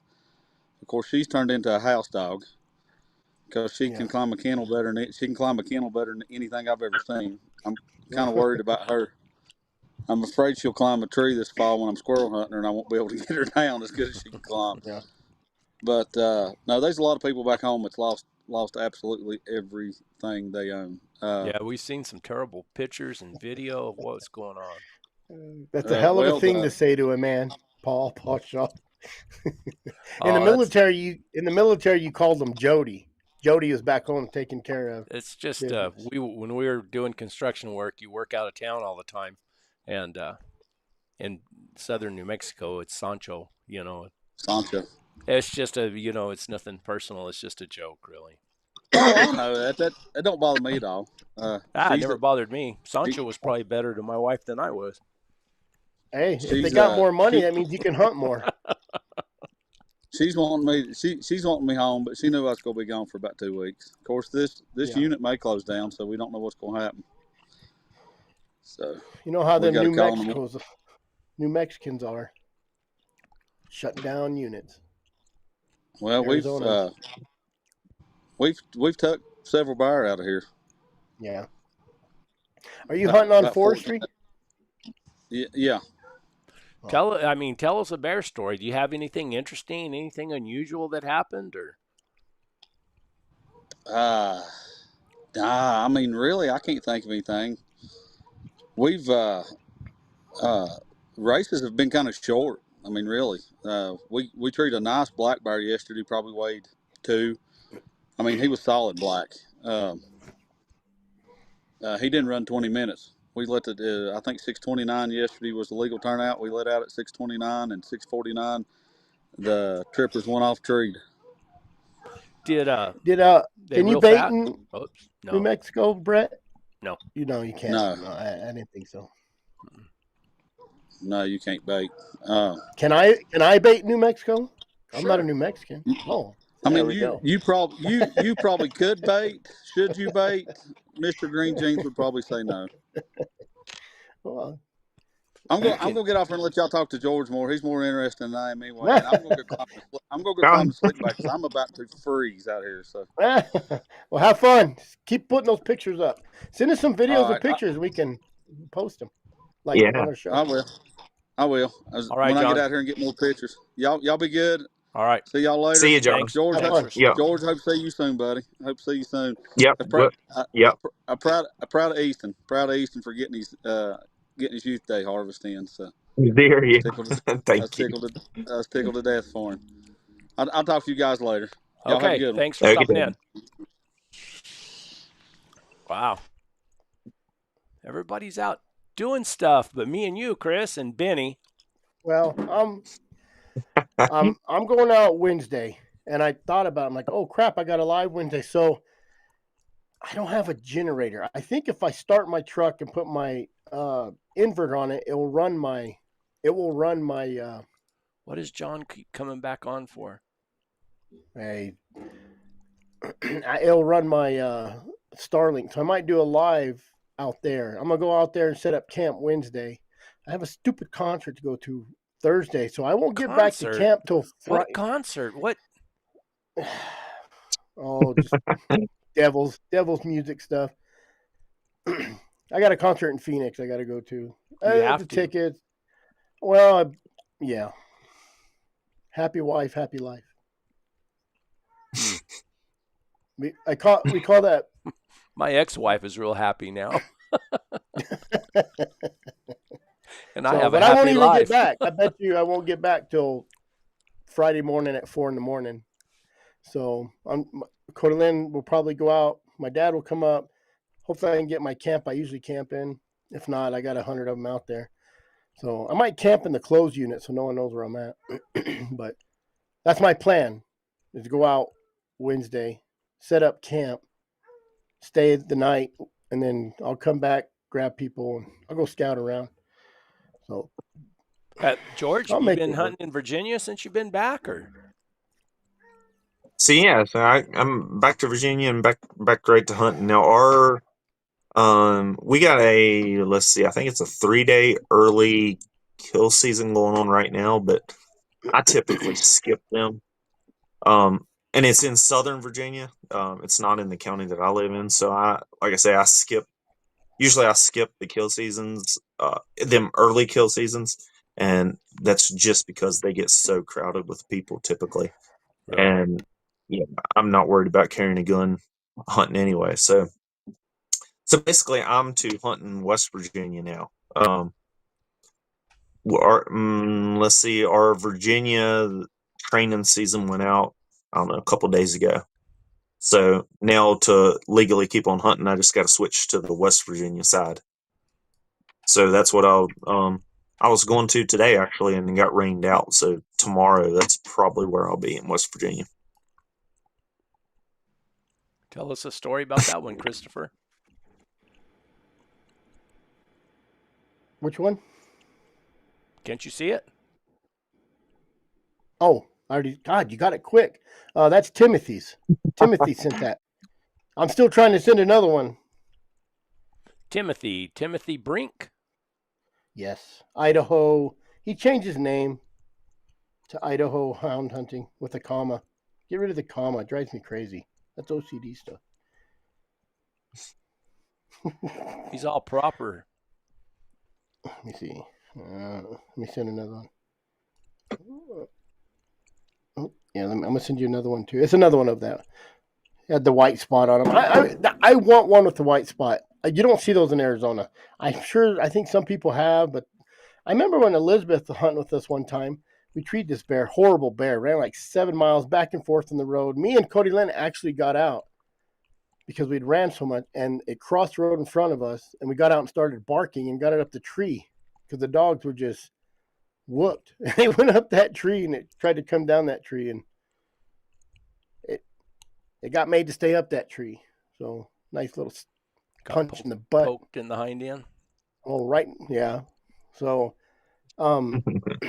but she was amazed because it was like a jet black shiny bear. Like she almost wanted to take it because it was so black and shiny. It was just a beautiful bear, you know. And I've treated some gorgeous black shiny, just beautiful. One I let go because it's a sow, but I'm gonna tell you right now, I'm probably gonna close the unit down because I don't care. I got my boys finished their hunting class. I just put it out there, and so now we're gonna go get a bear tag, and they're gonna shoot some bears. So, and my goal is to shoot a bear with my longbow, and then I'm gonna shoot a bear with my black powder. I got an old ball and cap, and I make my own ball, and so that's my next bear, maybe next year. But I'm kind of picky. I want a big bear. I don't want to burn my tag up for. I haven't shot a bear since 2010. It was the first bear I got with dogs. So, I got a real pretty black sow bear that I caught that had a pink ear tag in her ear, and she came from the Armandaris. We didn't kill the bear. I just took some video. I can't find the video, but let me see. I'll show you that bear. We didn't kill the bear. It was a sow, but she was a troubled bear. They moved her. They trapped her and moved her over. They dump them out where my camp was up there. I mean, I've been super busy this year. I went out one time, caught a bear. You know, it was the last day because they shut it down so early. So me and Cody went out, and then we ran it and went into the unit that was shut down already. So I couldn't do nothing with it. Just let the dogs treat it and pulled them off and ran right to the reservation. Let me look.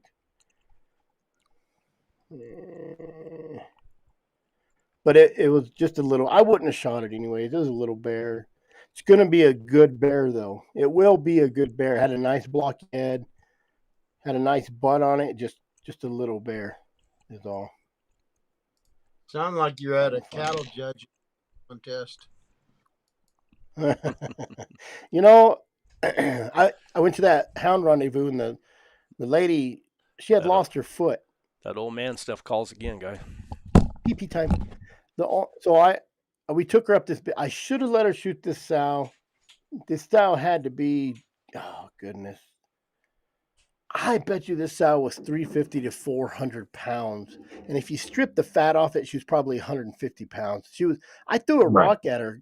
I was looking for balls like you wouldn't believe. I mean, and I should have they shut the season down anyways, but she was just a healthy female. You know, she wasn't old. I couldn't find one gray hair on her. I tried.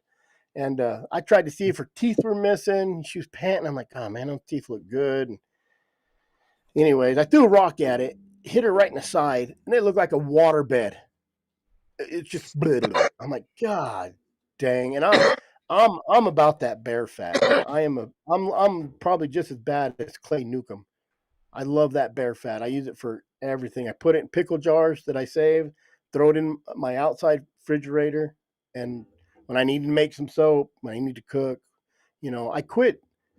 I'm scared to do it to leather up or to oil up my chaps and my boots because those dogs or rats or anything. My chaps hang in I don't wear chaps. I've had them for 15 years and they're brand new. I just don't wear chaps. I don't know. I just don't wear chaps. I'm not a sissy, I guess, like those other people who wear chaps. But anyway, beautiful bear. And even to this day, she tells that story. She was at the Bighorn Sheep Society dinner, and she tells that story to everybody. And we both were like, we should have shot that bear. You know, I had two guys, spot stalkers, come in, and I think they waited. And that's that other story. The guy, they came in, him and his son, and I think they would have shot that bear. And you can hear my dog out there barking. And we ended up dropping that bear and we hazed it to the reservation before they could shoot it because they would have shot it. It was a beautiful, beautiful sow, big butt. It actually had a really great, you could tell it's a sow. You walk up, see the face, you can tell it's a sow. Right. You know, so it is what it is. But she tells that story to everybody. Everybody. So Now, do y'all have a weight limit out there? no, we have a Only on quota. Really? It's a female quota. So once that female quota and Unit 1 this year, and the New Mexicans are actually getting blamed for it, but there was a lot of other people. There's a lot of the Arizona guys. I just like to make fun of the New Mexicans because it's fun. But they killed. We had a yearly annual. I think it was 15 sows, 14, 15. They killed 16 the first 3-4 days. in one unit. But is there that many sows? Me and Elizabeth treat like 20 something sows, 23 sows in one unit. Nothing but sows, not one boar.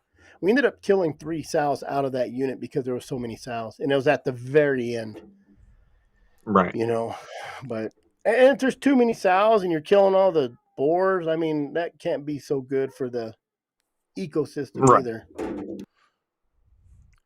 Got to be somewhat of a balance, huh?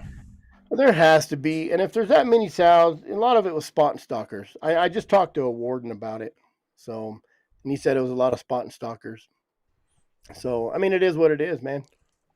I It's just legal, talked to I talked to Mike Root. He called me earlier today, and he's been out and about. He's packing in stuff for the Forest Service into the wilderness for they're working on trails and building fence and doing different things. And he said there's no bears up in the higher country.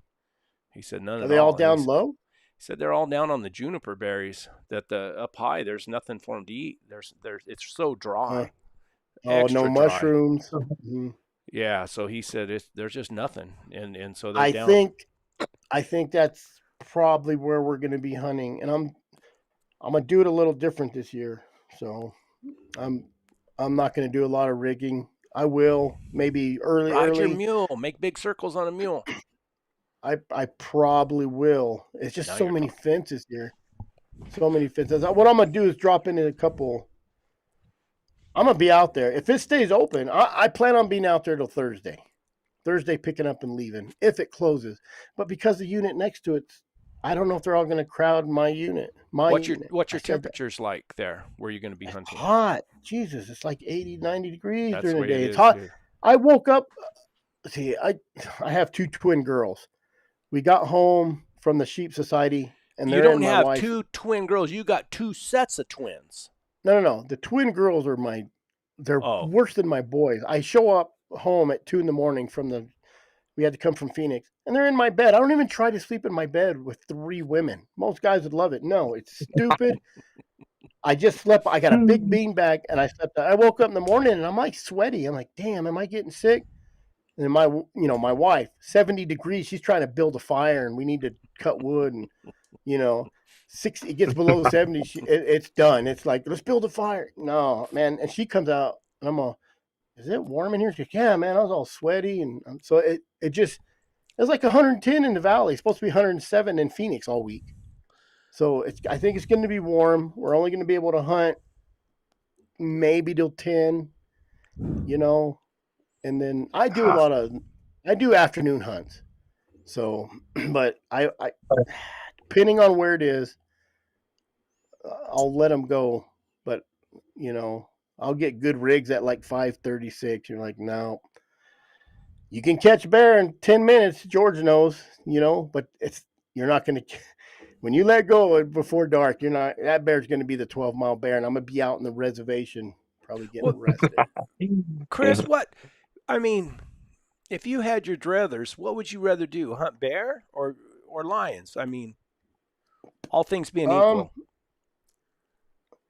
Right now, I'll hunt bear because it's not too what hot. you'll hunt. What would you rather hunt?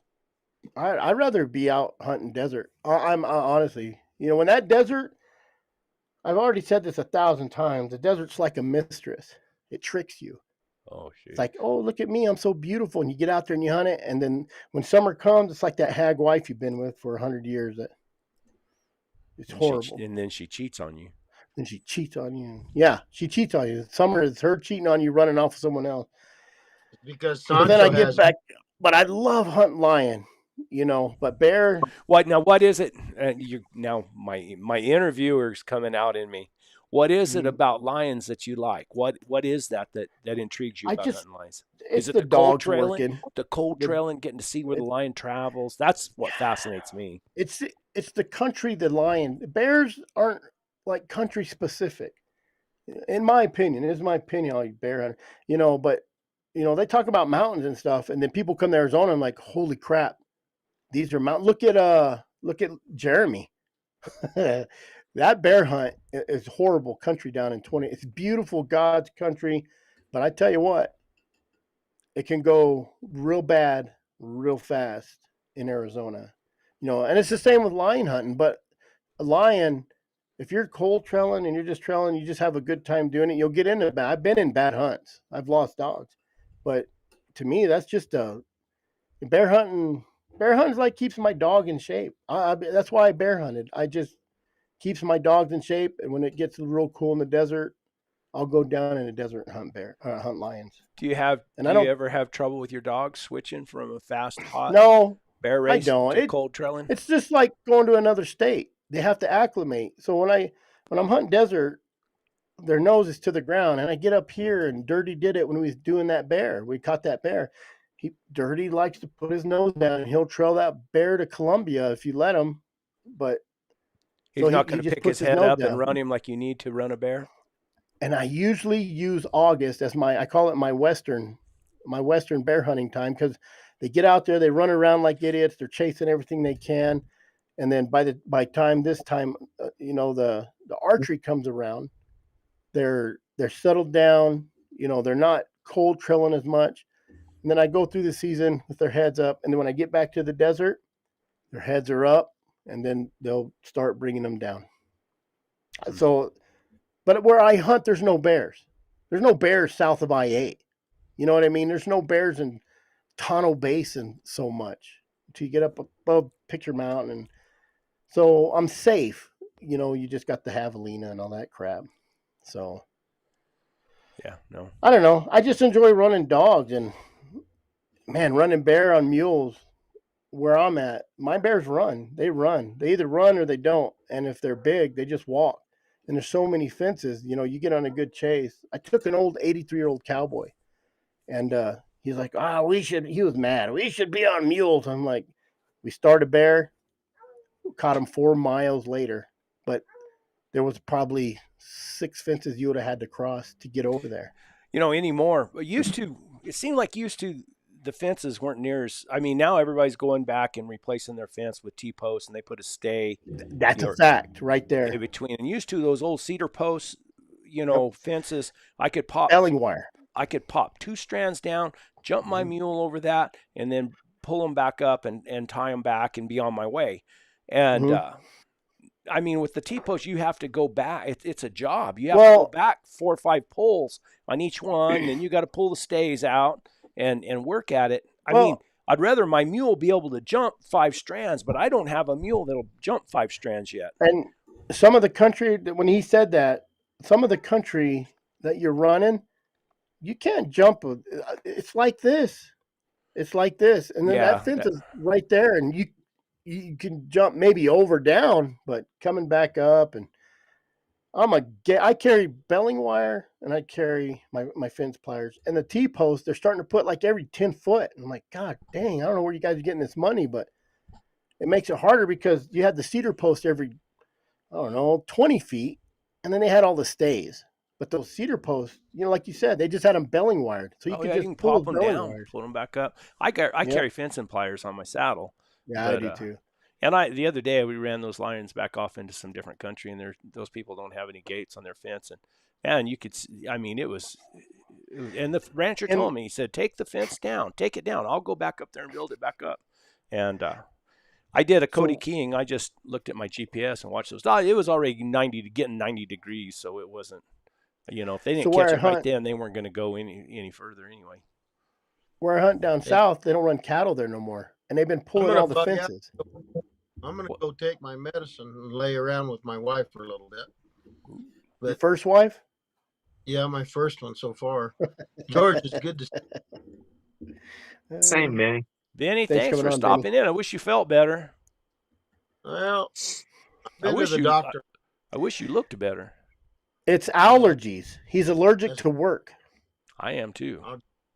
I am. That's exactly right. There we go. Holy moly. There he is. Where's the music? I know. Come on, Brett. What? Where are you at? Hold on. Where's the music? You got to do it again, Benny. No, you got to do it again, Benny. Where did it go? Wait, he's still looking for it here. Dang it. Pa-dun-tung. I'm such an amateur. It's not going to do it again. Brett's Once- lost right now. Oh, I found it. I found it. Go. Here we go. Hang on. I lost it again. Dang it. What a rookie, comes. huh? Here it is. He failed you, Benny. He failed you. I'm sorry. There it is. Better late than never. Yeah. See you next time, Mr. Benny. All right. Thanks for stopping in. Hope you feel better. I'm gonna get there. You got to get you some So- real hot. Holy moly. You got to Jalapenos. adjust some pictures. You better adjust some pictures. I have. We're all huge all of a is sudden. George is All we hard. seen was all we seen was George's nostrils. George, did you watch Lionheart? I did. Yes. Tell us what you think, because you're a bear hunter 99% of the time. What do you think about that? What do you think about that movie? Honest opinion. Because we've gotten a lot of messages. Even the guy who's in charge of that movie has messaged us, and we're probably going to bring him on. The producer. Yeah, Robbie. I don't know his last name. Blood Origins guy. What do you think? It was great. The producing, everything. I think it was really good, and I mean, I don't know if they was specifically trying to reach maybe not us houndsmen, but maybe others. And hopefully, if I got any concern at all, is hopefully, for me, it really, what would you say, like pulled at the heartstrings type deal. Center yourself. No, center yourself, George. All I can see is half your face. I want to see your whole face. Make him smaller. I want to see your right ear. I think you have to make him smaller, Brett. You know how to make him smaller. I can't make him smaller. Yeah, I can't make him smaller. I can make me bigger and smaller. I can't make anybody else bigger and smaller. That got it? That's better. Yeah, you're good. OCD, Brett. I can make me little. Yeah, so I think I mean, like for houndsmen, I think it's going to pull at the typical houndsman's heartstrings, but I'm kind of hoping that it does that to the people that don't know anything about hound hunting, hopefully it has hopefully they can market it to the people that doesn't know about hound hunting or cat hunting, or even bear. As a bear hunter, I can 100% relate with that. And maybe it's because I hunt a lot of the Western style, even though I'm here in Virginia. And here in Virginia, I know here in the East, it's a little bit different hunting style typically than you guys hunt out there. But for me personally, my typical way of hunting is really similar to the way that you guys hunt, even line hunting to mountain lion hunting to a certain extent. So I really related with the way that was designed and produced, and I'm assuming that most houndsmen would agree. I think so. I hopefully it can be marketed to the non-hunting public.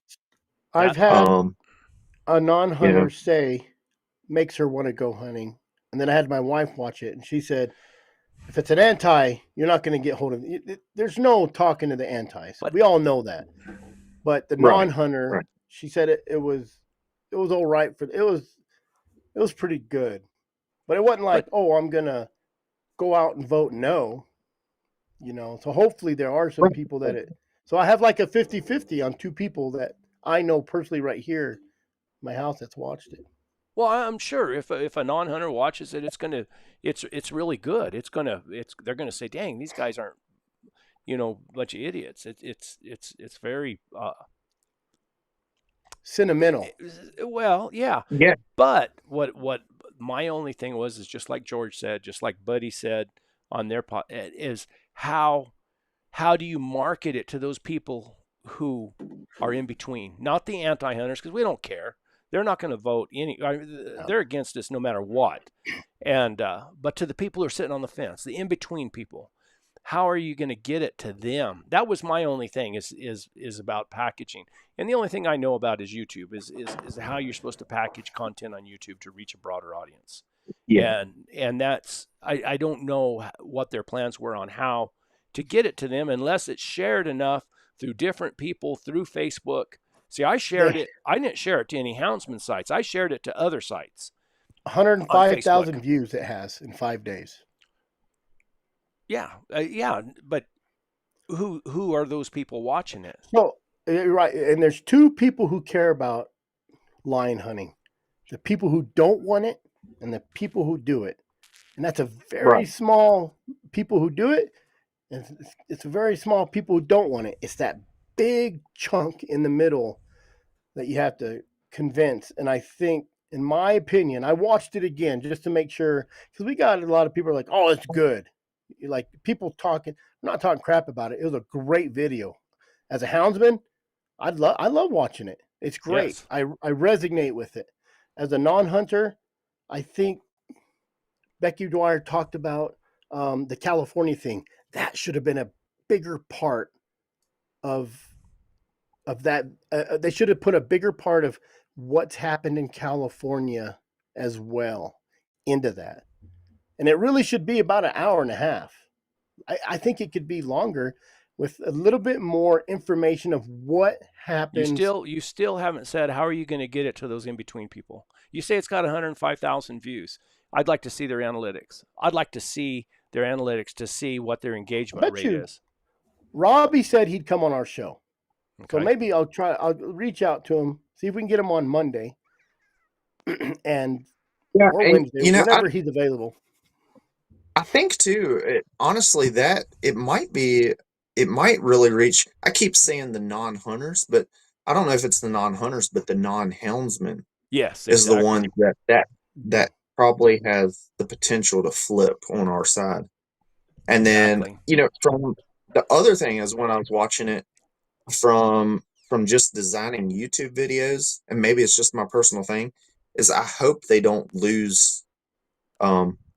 Hopefully that slow pace doesn't lose too many people. And I don't know, it might No. not. It would be really neat to see their analytics. Yeah. Me and Brett talked about that. The real cinematic, slow. Right. So I feel that's there should. Go ahead, Brett. that's all I was talking about with the packaging was the packaging for a YouTube video. Now for a one of these films that you take to these film festivals and all that stuff, it's great. I mean, the cinematic quality and everything. I don't know how you would go about though packaging something like that to hit a non-hunting group targeted. You're not so much a non-hunting group, but your general public that Right. that might they're sitting on the fence. They don't know nothing about hunting lions or anything. Like me and Chris were talking about earlier. This is a guy that works 40 hours a week. His wife works 40 hours a week. They send their kids to school every morning. They're not worried about but they're going to go down and vote. And those are the people that I think need to see that they need to let the biologists make the decisions for the wildlife and not the general public or the non-hunters or the PETA This poo-poo dumbasses. is a great video to take into a classroom with a little puppy hound or just a hound that's really trained that loves people, and let the classroom watch it, and then you start answering questions. It's a great video to go use as a demonstration, I believe. And let me answer Tim's stuff. He said Lionheart came across to me as something for the uneducated. That is true. Then he said if it was made for the houndsman, I didn't say it was made for houndsmen. Houndsmen resonate with what's going on. It was made for the non-houndsman, but how do you get it to the non-houndsman? Believe me, Yeah. I know I've made tons of videos for YouTube, and George has too, and I'm sure he's studied his analytics. The way the algorithm works on YouTube is really kind of freaky, really. But it only serves that to the people who are interested in that kind of thing, and to reach a broader audience. I don't even know how you would do it, but maybe what I don't know is how it was shared. If the sharing is going to affect it enough to create that where they put it out to more people. That's Right. and then you got to still a good look at your analytics. How many people that are watching YouTube see it? Oh, cool, Lionheart. That's a neat thumbnail. Whatever. Oh, title. That's pretty cool. Let, And they click on it and they watch just a little bit of it and they say, oh, that's not my thing. And they go on. They never get to the heart of the video. yeah, let me get negative about this. It's only one video. What is that? Yeah. These videos should be coming out every month, 2 months. There should be hundreds and hundreds of these videos, just like a gaming. And YouTube, gaming is big. When they say you're going to do a gaming YouTube, it's just saturated. Hounds, not saturated. And most of your No. hound stuff, and people are going to be mad, is stupid crap. Bears getting killed with hounds or hounds. They did a good job on this because I have hounds that when you walk up to them, they're just skittish. They're like, but they'll come to me. They did a good job portraying the relationship between the hounds and the people. The guy was like, come here and get collared. My dogs will come here and get collared. You know what I mean? I think they did a super job on making a very subtle relationship, but I think one 40-minute video in 2 years, no, there has to be. So- and like Mike Rich, I brought up, every state should be making these videos. Every houndsman, Brett even said, hey, let's come up here and let's do something with bears, because when they're done with lions, they're going to come after bears. But they're not coming after that. They're coming after the hounds. That's their key ticket, is hounds. Don't use hounds. That's how they stop it first. You can't. Washington. Okay, Oregon, well, if you were going to can't use hounds. if you're going to try to do that, if you're going to try to create a video, say we're going to try to save the bear hunting in Arizona, and you're going to make something that shows what bear hunters are really like, how are you going to get that video to the people that would make a difference? It has to be a series. It has to be a It doesn't just have to be a series, because it has to be packaged a certain way to be able to reach those people. People like reality TV, and if you could bring that sort of cinema type of video into a reality show that people want to watch every time, because there's maybe then, but it can't just be one video. I know Brett's a YouTube guy. He's all about analytics. Trust me, he's all over me about it. But how are you going to, where in the hell else are you going to get it out to the people? Where are you going to send it? Everywhere. There's social How? media. There's TikTok. There's Facebook. There's everybody's on everything. You have to saturate,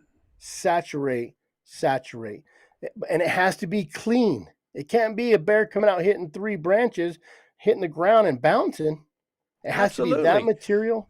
But you have to make it where those people, it's the same thing no matter what platform you're in. If you're going to get those people, you have to have, you've got to create an audience that wants to see it. What do you tell me, Brett? Character. And if you have hounds as a character, and it don't have to be people. No one cares about people.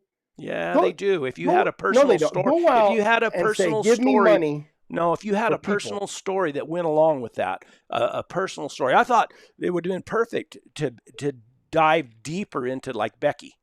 I mean, something like that, or the family, the Meekums, the family and everything, and then you have the A storyline and the B storyline. Mm-hmm. And the B storyline would be the hounds and how this family is about hunting. But then you have the other storyline about how it's a generational thing, and they touched on that. Now, no doubt they touched on that between the father and Hunter. Listen, Brett thinks I don't listen. Right? Story, character. You have to have your characters, your story, and you have to have, what do you always tell me? Consistency. Yeah, you can't just put out one video in 2 years and that's it. Oh, here comes another state, New Mexico. You're going to take 2 years. That's why the consistency on making these videos, and there has to be somebody that makes these. And Robbie he poked us a little bit on when he's on our comments. He said no one else is doing this. You're right. He's right. There's nobody doing that caliber of a video. Not that because caliber, it took them 2 years to do it. And $80,000. And Chris Powell said the same thing. I'm the only one doing this 5 years ago. No, Bruce Kennedy started this. he got in deep with the houndsmen, old school CDs, VHS. Now there's a lot of people. Kurt Price, George, Oh, me, well, you, how does Kurt Price Louisiana Honey. how does Kurt Price? What do you think his videos? I've watched some of them. I haven't lost a whole lot of What them. How do what's you think that they dog's name? resonate with the Nong hunter? What's that dog? What's that dog he always messes with? It was a puppy. He's always fighting with it. That's a character. That's a relationship between. He's showing the good side. He's not showing. He That's what I probably mean. has That's what I'm 10% asking. of killing. How is his videos doing? So I think I've put some thought into this myself, like how maybe eventually I will try to do something similar to what they did. I just got to put a lot of thought into it. But here's the way I was going to approach it, and the way I've thought about approaching it was to reach the people, like my wife or Chris's wife or something like that. And the way I thought about doing that was kind of base it on something similar to, I don't know if y'all read the book Where the Red Fern Grows.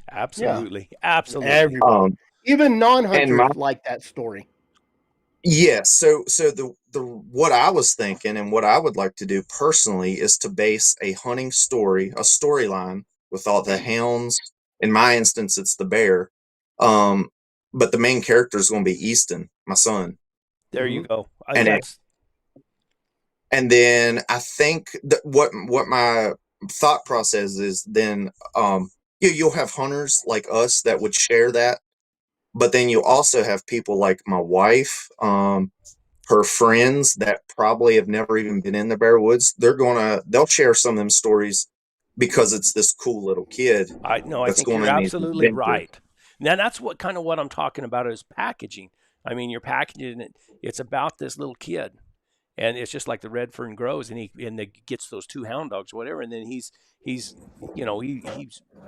whatever he does throughout his life or whatever to become a bear hunter, Right, and the bear right, hunting is just almost a B storyline, and then that there's right. so many people be interested in this little kid. No, I think that's a good idea, George. Hey, reach You over there. You're closer to Chris than I am. Reach over there and slap him on the side of the know, Brett's always on me because I got two sets of twins, and that's the same thing. They're in the dogs. They go out and take care of the dogs. I'm on a live. They go out and feed the dogs. They go out and they run with me. I got ever since they were little, even my 5-year-old, 6-year-old now, twin girls, they're hanging out my window.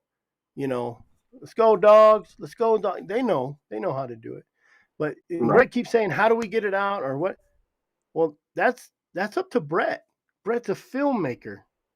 Brett could go do this just as well as anybody else with just Give me eighty if someone thousand gave dollars. you $80,000, Brett, if someone gave you $80,000, could you make that? Yeah, yeah. You could I make would that every month. give me $80,000 a year, and I'll go follow George's kid around for 2 years, and I'll get. No, but I mean, and that's what when I say about packaging it in such a way where you track that other audience, and yet they get to see a part of hound hunting that they normally wouldn't see, and and Exactly. and, and you're bringing them in because they're interested in something else, really, and I think that's all I was saying. Yeah. As far as the video and the hunters that You were know, involved in it and the cinematic quality, there's nothing like that. I mean, Oh it yeah, you unbelievable. in our world. Clay Newcomb, when he did the plot, the red nose guy just brought it up. The way Clay Newcomb did by putting it on the much larger, wider platform like Meat Eater, when he did that, that was a great cinematic hound film. That told a great story. That was Oh, just as about good Bob as Plot, yeah. Lionheart. Well, he Hmm. did Ed Vance. He did a good job. He did Warner Glenn, and that's what I'm talking about. Like you look at the Warner Glenn video that he did. I mean, that thing's I don't know. It's got 500,000 or 600,000 views. I I would was going to think look it up. I would think that the Blood Origins film Lionheart. I'm thinking that thing should have 1 million views. That's I mean that the quality of that should go. It should shoot to 1 million, Right. and it should shoot within to 1 million within a month or so. And that's that's what I was hoping. I mean, I didn't think it would, because honestly, I just, Well, let's go to consistency on that subject, on his blood origins. He's a hunting channel. These guys aren't going to go to a hunting channel. Like, it almost needs to be put on another channel that everybody's on as well. You got like Fell Army or Fails, Drunk Fails, just millions and millions of views. There's just stupid stuff that get that's millions of stupid views. stuff. Yeah. And that's what people are watching. But they're consistent. You sit around, you watch that, and maybe all these shorts. But like we was talking earlier, CRWM. Who's on that channel? We are hunters. Yeah. Like houndsmen.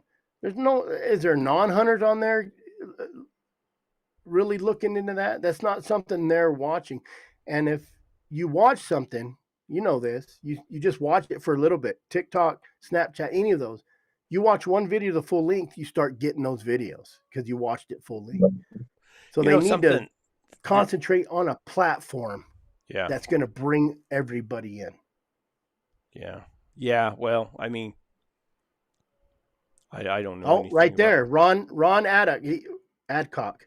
I didn't want to get too crazy there, but look at how many young girls got into archery and bow hunting after the movie Hunger Games. There you go. Yeah. There's your answer to your question. Is you have to make that film that resonates and gets people.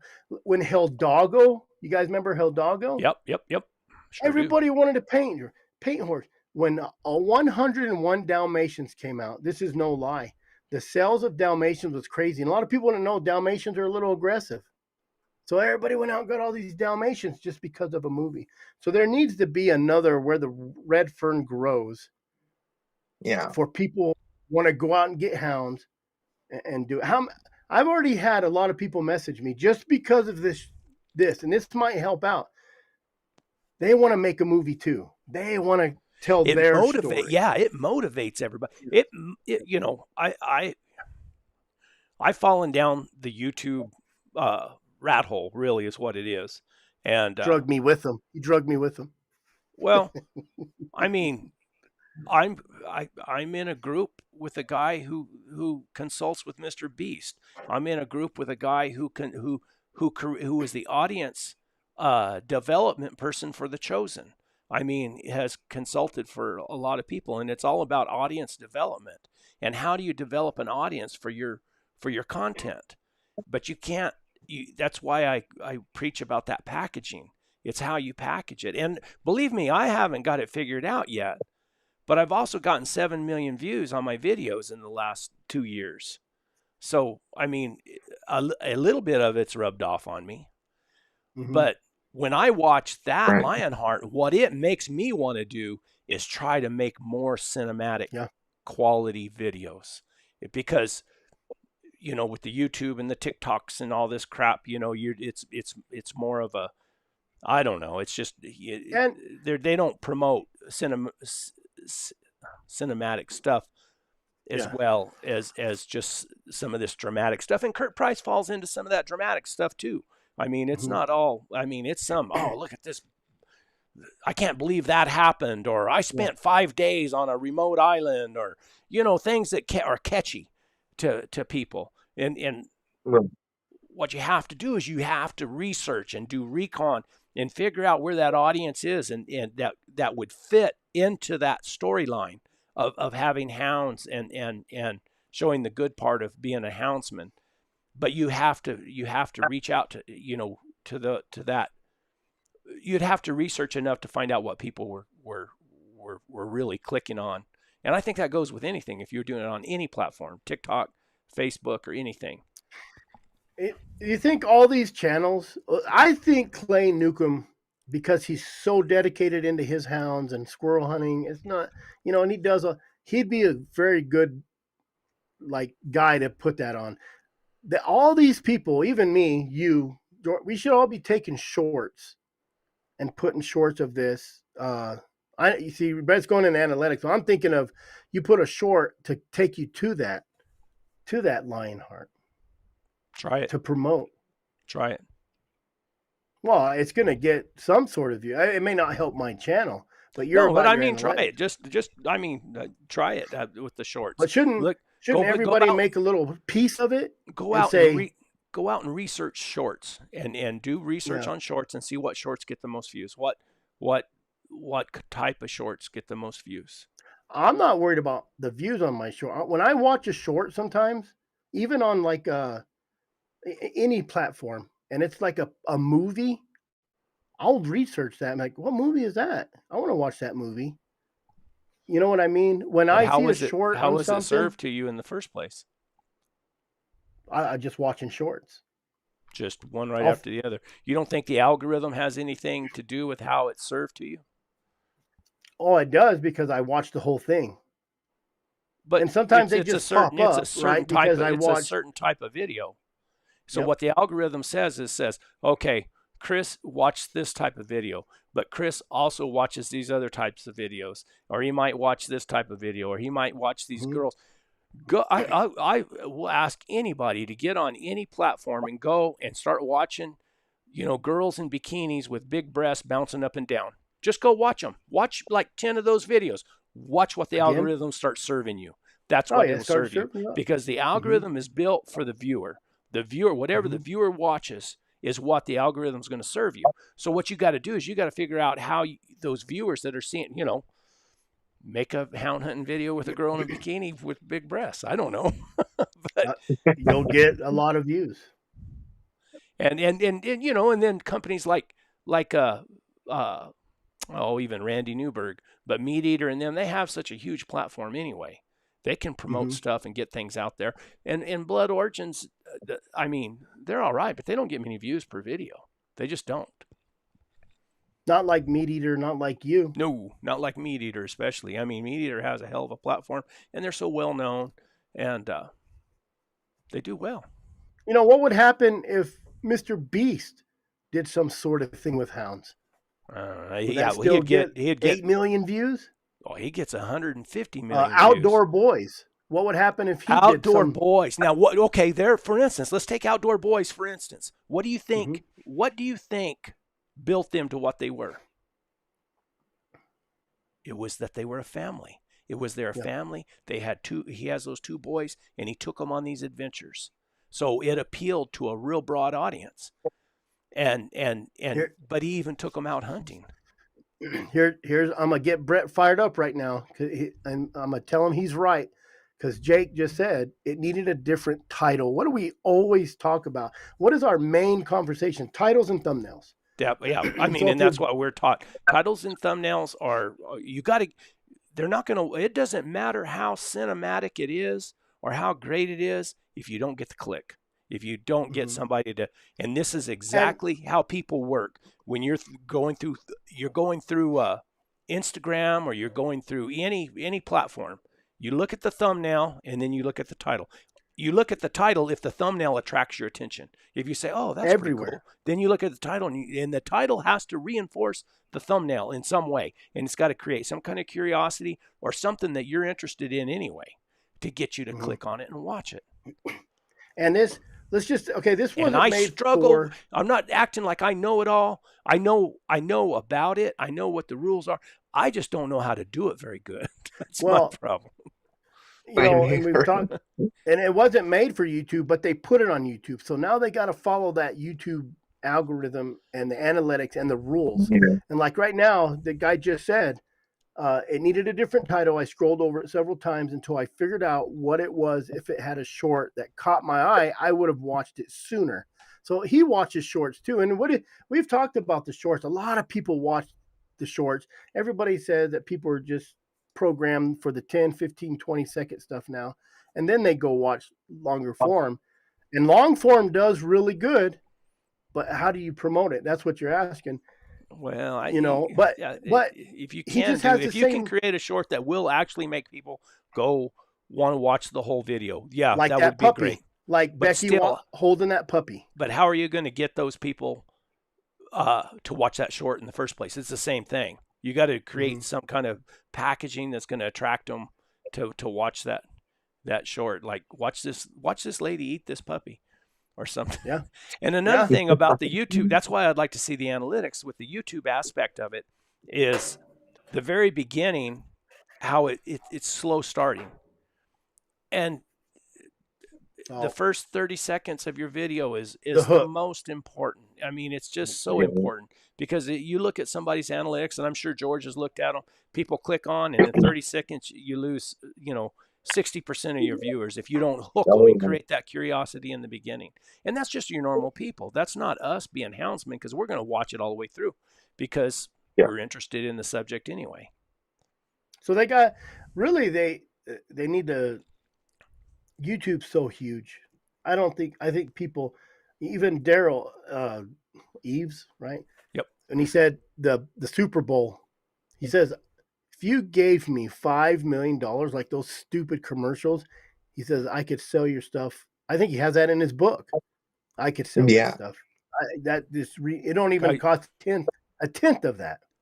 the guy is an absolute genius. See, he teaches that class I'm in, and I mean, I don't want to go into everything he told He's me. right. Van Dam. That's the first thing. And if you notice now, if I look up Lionheart, it goes to that now because I've looked it up a couple of times.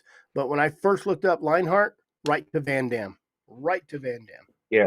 Same. Dam. So the title of that on YouTube needs to be absolutely 100% different. The title and the thumbnail. But we'll get Robbie on. And then the Maybe first I can 30 get seconds. But Chris, yeah. what you did say that I really, really like between you and George, both. George talking about creating a video about his boy coming into the, learning the ropes, learning how to hunt, learning, participating with the dogs, petting the dogs, and in kind of his story. And then you saying it has to be a series, it has to be consistent, and something like that coming out every 2 weeks or every 3 weeks, and titled Right. similar each time. And then the thumbnail would have to be similar too, and have the same color patterns, the same, uh, What's a good everything that would keep example? people want to see. Oh, well, what's Easton doing this time? Or Yeah. what Right. is he doing this time? Oh, he's trying to get his homework done, so he's working his butt off so he can go hunting tomorrow morning, because Papa George said if you don't get that done tonight, you're not going hunting with me tomorrow. Stuff like that, and it creates That's interest. realistic. Yeah, Well, look at Gold Rush. How big did that get? And those guys are just out there running equipment. It ain't nothing exciting. The that's like a exciting part, reality. It's a reality yeah, thing, isn't it? the exciting part is how much gold. You watch that whole thing about them using a loader. It's a loader. Ooh, you dump some dirt here. But it's that gold. It's that pile. You're like, oh, they want 24 ounces. And you watch that's your hook, right? You watch that whole thing to see if they got their 24 ounces. So that's how you market it. You have to market it to where I tell you what you would got be your characters. I tell you And what in would the be a end, really good experiment is to create you a research and recon channel that is blank, and go look up Blood Origins and watch Lionheart and watch it like 3 times, and then find what the algorithm serves you. What is it going to serve you next? And if it serves you something similar, watch that one. And then subscribe to Blood Origins and do that to similar videos all the way. And then you learn what the algorithm is going to start serving you. And then once you learn what they're serving you, then you can see okay, well, the same people who watch this, and watch this. And then you know where your audience is. I'd be surprised. I got a research and recon channel that I watch every day. I check out to see, and it's just what my research recon channel is tailored around my avatar, the guy that I believe is going to watch my videos. His name's Carl. He's an older man. He's rural. He's more cowboy. At one time he might have had hounds, but at one time he might have just rode mules in the mountains, or he's always dreamed of doing stuff like that. So they're going to the algorithm will find those kind of people, and it'd be interesting to see what kind of people would be interested in that Lionheart. Does that make sense? Yeah. Yeah. No, and I don't think it can be. Here's my other kind of theory. It has to be one person, one group, whoever doing this, and you have to go from state to state because you get too many people doing stuff. You know what I mean? It's just like the Hounds Association, the National Hound Alliance thing that's being created. That's one thing. They need to work with everybody. And if you had one person dedicated and this is where all your donations should come in. And this is where the National Hound Alliance or the Arizona Working Dog Alliance or the New Mexico Hound Association, everybody should be chipping in for this crew. You only need probably 2-3 people to run from state to state. Get hold of your local, that state's association, and then go film George. Go film Johnny on his hunt. You know what I mean? Go film somebody. Make these films in every state. Like, you understand what I'm saying? Like, tag Yeah. Red Nose says tags are not that important in YouTube. The YouTube knows exactly what you got going on in your video the minute you upload it. Once the processes go through, they know what you're saying. They know what you got in it. They know if you got dogs, mules. The algorithm frame by frame. They know everything. It's amazing the AI that they have. I mean, and that's what it is. It's artificial intelligence, and it can tell you everything. It's crazy. I mean, it's really crazy what it can do. I mean, I uploaded a video. I went up there to hunt lions, right? They sent me pictures of 2 lions, this rancher did. So I went up there, and in my mind, I'm sitting there. I made lots of lion hunting videos. And in my mind, I'm thinking, how am I going to make this worthwhile? How am I going to go up here and hunt these lions and still package it in such a way where it hits my broader audience? And so as I went, I started telling the story about the day before when I was there and the female dogs trailed and everything. And then I was looking for water for the hounds, and I seen this old building. And it was an old shack shed that had tires on the roof, and it had a refrigerator, and it was kind of interesting. People are interested in stuff like that. So I tried to package it where it was still about that. Look what I found. I forget how I even titled it. I found this, what's it doing here? Something like that. Something to create some kind of curiosity. And the video's got like 25,000 views. It hasn't done very good. But if you look at my analytics and you watch my analytics, when my dogs are trailing and I start talking about hound hunting and trailing, the analytics drop off. So what happened was people clicked on it to think, oh, this guy found something cool out there in the middle of nowhere. And then they say, oh, they're not interested in hounds barking on a track, Now, if I'd have showed a lion jumping out of a tree with a bunch of dogs hanging on its tail, that has a lot of drama to it, and people would watch that. But just to see a bunch of dogs barking at the ground, they weren't interested in that, and they clicked off. And so the algorithm says, well, people aren't interested in this. This isn't a very good video. So they quit serving it out. They quit pushing it out to people. In order to be... I know, me personally, if I had a way, and it's just not me and my style of videoing, but I absolutely know that if I could create I could definitely do a lot of like 15, 20-minute style, or possibly even a long form video in the hunting lifestyle, but the main character is my little dog too. Yeah. Your little fight. Yep. Yeah, just the life of Scruffy, and then, but in his life, he likes going out and outdoors.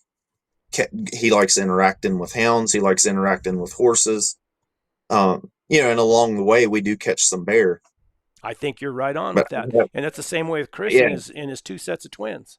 I mean, who has 2 sets of twins? He could put on a school on how to make 2 sets of twins. He could put on a school on how to make 2 sets of twins. Oh, it's a lot of work. He must be doing something right. A lot of work. But man, if you could create a long form video but shine the hunting in because the bad thing is when you look at a lot of these long form videos, a lot of times the hunter is the evil guy. But man, if you could get like what's the old films of like Old Yeller type stuff, or Benji, there you go, Lassie, that type stuff, but have it a hunting dog, or even like my little Scruffy dog, or Fat Lori. You wouldn't believe how many comments I get over a Fat Lori. I mean, just because I go and I pick her up out of the dog box on the tailgate and I put her on the ground and I say, Fat Lori, she's a worthless hound. And that's... Well, look how many coons did they kill on where the red fern grows? But it wasn't glorified. It was the relationship between the dogs Yeah. and the person. Yeah. There was There you go. when you watch that movie, you're not like, how many coons? He killed him. He chopped down a big old tree for it. That's And like, that what You're the rooting heck? for him to get it. Yeah. also that was a different era too. So, a different era was a little more slower paced than what people are used Yeah. to viewing now, the faster paced. That's when it, but what George is talking about, a long form video, YouTube right now is promoting, they like long form videos because watch hours or watch time is promoted more than just about anything else. And that's where I wanted to yell at Buddy Woodbury, just like I holler at Chris sometimes, because Buddy Woodbury was saying, because of our short attention span. But on YouTube, the long forms do better. That you just do some research and recon. Anything over 15 minutes, 20 minutes, they do better. And I think that's because people are, and then the consistency, like Chris was talking about, having something every week to keep people interested in what's going on. And then that long form or is more like, I mean, what did we used to do when we all watched television? You sit down and watch a series television show. It lasted 20 minutes with, 30 minutes with commercials and everything. So I don't know. And Red Nose is right. They made that one coon a character. There the you ghost go. coon. Yes. The ghost coon. How are we going to get him? Yep, exactly. How many bears have you? I've had ghost bear. I had one bear I could not catch. 100 miles an hour. Chris has his own baseball team with 9 kids. Those are just it's the a 9 good kids. tax write-off. Those are just the 9 kids we know about. Yeah. No one knows about my. When you say ghost coon, I know this is going off topic a little bit, but so I had day before yesterday, or that would have been Sunday. So last Friday, I had a bear on the ground, and he didn't want a tree. He was on the ground all day long, and he popped up in the road. Like I said, we're not shooting him this time of year, but he popped up in the road, and I had a buddy. He turned loose. I think 4 or 5 dogs right on the bear.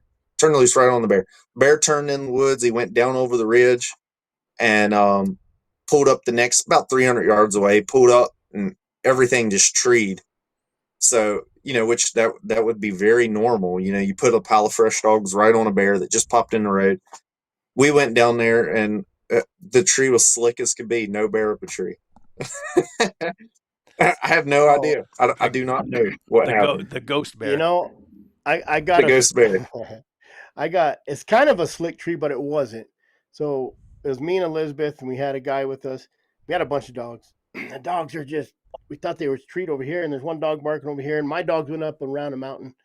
So I went after my dogs, and they were treed. They were treed up around, and I go up to get them, and they're treed. And I think that bear probably ran around, but when you got bear dogs, you'll know my good bear dogs. They always look in the tree. They always look up. And there's a big pile of mistletoe up in this pine tree. And it looked like, I thought it was a bear cub. And they were all treed on. Someone seen it. They were running that trail. Someone seen it and said, there he is. And, maybe a bear brushed it. I don't know. They were all treed on it. And so I had to pull them off, get back. And there's still that one dog treeing over here. And it was Shadazy. It was a running tig. I don't know what it is. Red Nose is absolutely right. Red Nose is absolutely right that it is all about storytelling. Yep. You got to tell a better story. And that's absolutely true. Telling a better story, something that, and then I can show you exactly what stories are based on right there. It's the story circle. It's the call to adventure, and then something that happens, and an inciting event, any kind of conflict, and then a resolution. And that's the basic of every story known to man. There's your question. There's the answer to your question. It's right there. It's all your packaging. They just did a little information on that Lionheart. They need a story now. They need more of those videos, and it needs to come out consistently so people get interested and start watching it and want to pick up a bow. just like Hunger Games. They want to go buy a little puppy hound and work it. And you have to do that story of doing the little stupid hot dog trail, or, I used to throw hot dogs out or a hamburger out and whoop, get them to come to me. And I'd go hide and whoop, and they'd come running around. They need that story. They got to want to go buy a hound, just like they wanted to buy a Dalmatian, just like they wanted to become an archer.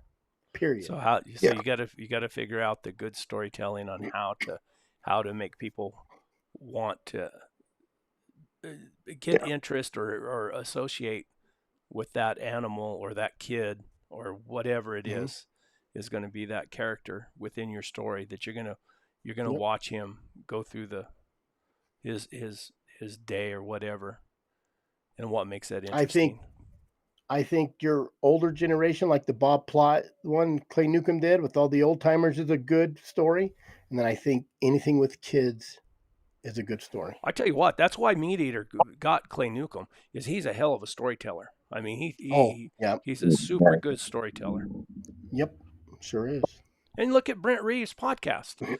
I mean, that's what it Oh, is. It's telling stories. I mean, that's all he talk about anything, and it's a story. And then they got that voice. I mean, that man, I need to go down there and live down south that talk for funny, the talk funny yeah. voice like George I has. I need to go down south and live for a while and get my voice changed. Yep. George has it. Yep. He could do it. Dang, George. Well, you know what? You know what Jeremy's wife said? And she says, "You guys one that got a you guys one that got a crazy accent." I'm like, what? Guys, Yeah. hold down the fort. I got that old man calls again. Sorry. I got to turn my camera up because I don't want you guys to see that I'm wearing my little shorts. Wait, I'm not in. You're supposed to be wearing shorts? So it sounds like you had a good time over there. So,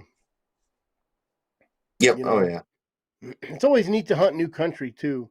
It's kind of scary at first, especially with your dogs. I hate going to new country because I don't know it. The unit I hunt around my house, I know every road. I know how to cut them off. I know when it's too late to cut them off. You live further south Well, than and I do, then it was a little bit awkward for me because I was 100% a guest. So so Oh, going up there, I don't want to. I've had people come hunt with me, and I don't want to go somewhere else and jump in and act like I mean, they know the area better. The guide up there, he had a phenomenal pack of hounds himself. yeah. The actual elk outfitter himself. Um, I didn't want to go in there and be the know-it-all that come from Yeah. Virginia. You know, When I hunt with other so people, I don't even drop my dogs. I kind of just see how how they treat their dogs. yeah, With Elizabeth, yeah, she has great dogs, and I just kind of held back when kind of waited for her to be like, "Are you going to drop your dogs?" I'm like, "Do you want me yeah, to?" I don't exactly. want to mess up good dogs, because you can mess up a good dog just as good as you can make a good dog.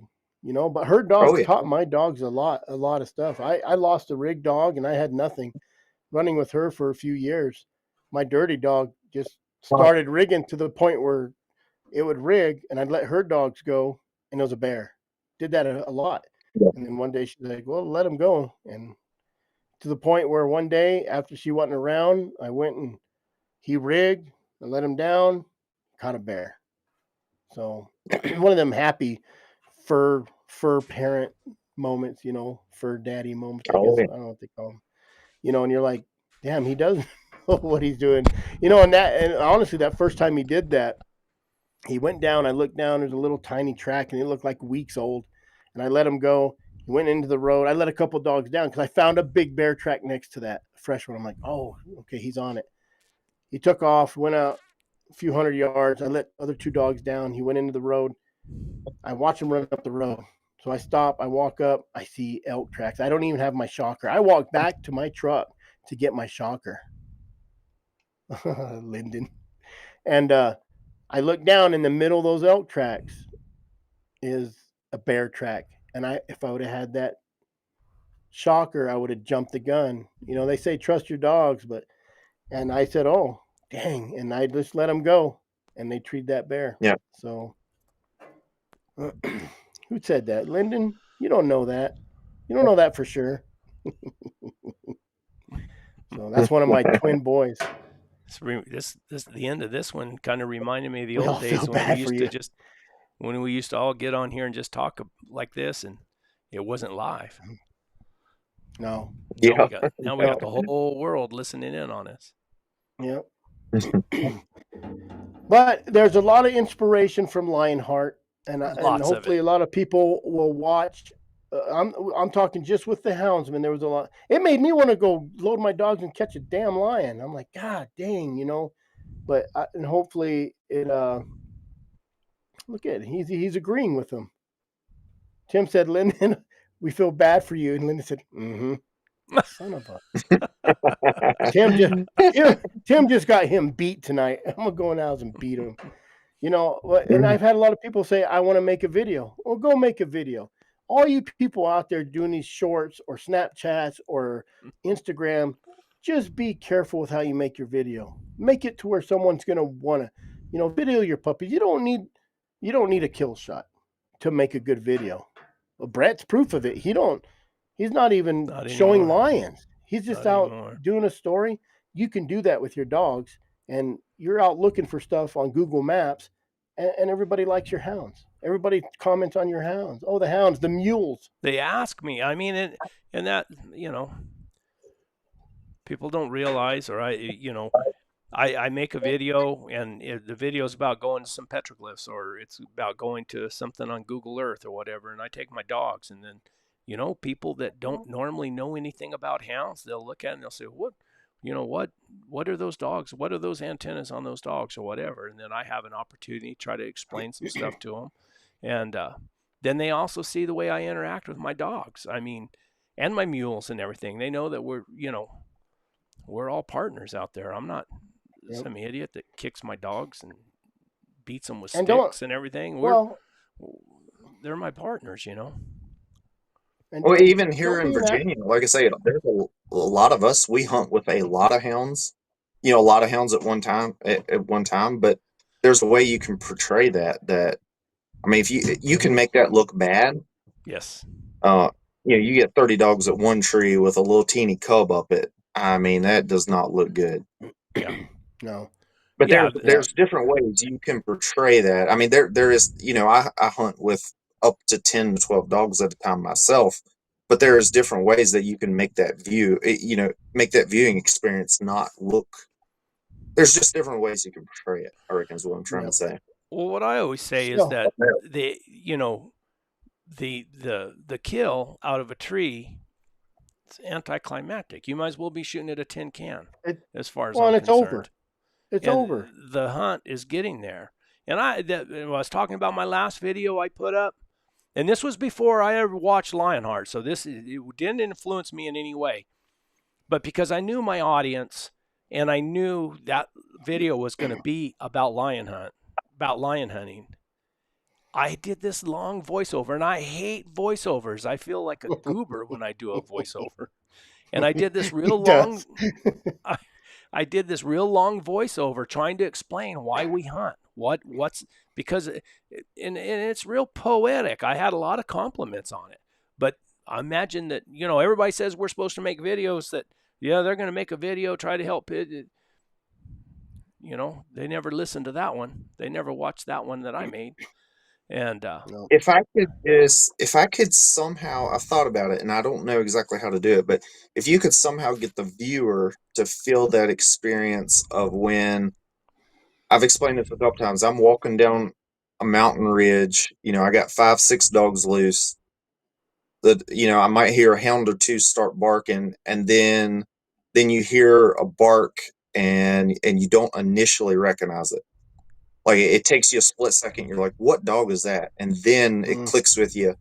That's my 9-month-old pup that has never started a track before. And you said, can you believe that? That pup is barking on a track. I mean, he's going to... But that feeling that we actually feel when that happens, if you could somehow get the viewer to understand that. So how would you do that? You do that with the same thing like Chris was saying with the series of bringing that pup along, Elmer the pup or whatever, you know, Elmer, I don't know if he's going to make it. Elmer's kind of a goober. Elmer steps on his own ears, you know, just whatever. And you show the process of that pup going along, and you could show, you know, treeing bears, Yeah. and then the Elmer's over there, you know, underneath a bush, just laying there looking or whatever, or he's not doing anything, and then, you know, the drama of not knowing if this dog's going to be worth a hunting dog. You might have to give him to grandma as Yeah. a pet or something like that. And then all of a sudden, what dog barked there? What was that? That's Elmer. That son of a gun. I don't know. Yeah. Just something like I that. have a dog You're right now. I have a dog right now that I was going to give away. He at the coon trials, I had the coon in the cage, and he ran away from it because the dogs were barking, scared him. I told my wife, I don't know. And she said, no, keep that dog. Keep that dog. I'm like, I don't want to keep that dog. So I didn't even bring it to the Phoenix with me when I was down there. And finally, that dog, I said, bring the dog down. And my dad has a bunch of cats running around the yard. And I tell you what, that dog just all of a sudden switched gears. And that, I think he's going to be a really good dog. And I made a mistake because I just judged him too early. Isn't that amazing, though, how that can happen? It can just turn on. That big old red tick dog, I paid $500 for him back in 2002 or something like that, or 3. And Riley Miller came highly recommended. You know, these dogs go back to Dale Lee's old stuff and this and that. He was a big old goober. He never did anything. He followed along behind my mule for, I don't know, for months, you know, never did. The other dogs would start a track and trail, and he never really did anything. And then one day, we were trailing lion, the lion turned off his scent, and we were having a hard time picking it up. And there was old Hoover. And I never will forget looking over there and seeing him. He was on another little saddle, probably about 150 yards away. And I remember turning around and looking at him. All of a sudden, he big, and it was almost like a big old ball shocked him. He was like, "Wow, did that come out of me?" But he had found that lion track. Yeah. And he ended up being he was a better, you guys would have liked him as a bear dog. I mean, that sucker would make if you watch my JR, I shared it on my interview stories and tales thing. If you watch that hunt with JR, there at the end of the video, we got that big bear treed, and JR sitting there, and he talks to Hoover. He says, "Is that a bear, Hoover?" And Hoover's sitting there, bro, he was a sit on his butt tree dog. And he got him poison. You know what, the best question I get, and I get a lot, is when I'm in my yard and I hear bird, I'm like, "Shut up, Halado," or "Shut up, Dirty." And they're like, "How do you know which dog that is?" I asked that same question when I first got. I said, "How do you know what dog?" You just know, and you do. You're out in the hills and you hear that bird. You're like, there's Cruella. Might be a deer, or nope, we got something. Yeah. You know the barks, and then you're right. You hear that one bark that's you don't recognize, and then you realize it's that dog that you didn't want, or that dog you thought wasn't going to make it. Great. Yeah, that's the stories that need to be told. You know. Yeah. And then I think what you guys have is super good ideas. You know, Scruffy and George's son Easton, and then you with your kids. You got a whole movie set there. Plethora. A plethora of kids. I mean, and figure out a way to tell that story. You know, try to figure out a way to get that emotion that we have for our hounds and what we do, how to portray it. And that's one thing Lionheart did really good. It did really good job. Yeah. So we're not discounting the movie. Everybody who got all kind of wound up like, oh, no, we're not discounting. We're just like Siskel. We're like Siskel and Ebert. We're like Siskel and Ebert. We're critics. Mm-hmm. And Robbie actually nobody knows about Siskel and Ebert. That must be an old thing. Oh, that I know. Siskel and Ebert. Yeah. Maybe I was dating myself right there. George don't know. George don't know what Siskel. You know Siskel and Ebert? It was two old guys that just watched movies and they criticized them. That's all they did. They have a TV. They had a TV show. You could probably look it up on YouTube. I'm sure they got some. Oh yeah, good stuff on there. But that's Lionheart to me was a good template, and it was a good start just because they made a big deal about it. You know, no one made a big deal about Clay Newcomb's Warner Glen. They didn't make a big deal about it, but that's a good video too, you know. Right. Oh yeah, So it's super good. Yeah. so there's a lot of people out there doing good with their videos. They may not be professional cinematic, heartwarming, you know, great, because they don't have $80,000 for a production on it. They don't have a film crew to follow them around. You know how it is, George. You know how to trying to film yourself is horrible. How many times Oh, yeah. I've been building a dog box filming, you know, and I like, why didn't I film that? Oh, why didn't? Because you just get busy doing it. If you could have somebody just follow you around, if there was a film crew dedicated to this project, to a project, If it'd be great. let me tell you something though, if you do it long enough, and you read your comments and you study your analytics and you go through all that, you'll get better. You'll get better. You'll know what you need to film, what you don't need to film, and where, you know, how your pacing is supposed to be throughout the video Mm-hmm. and stuff like that. I don't believe me. I'm learning. I mean, I'm learning. I just got, you know, I got better ideas now. I know what I want to do. I know how do I want to make my videos from here on out. But the joy of it is you can make videos and you're doing what you love to do anyway.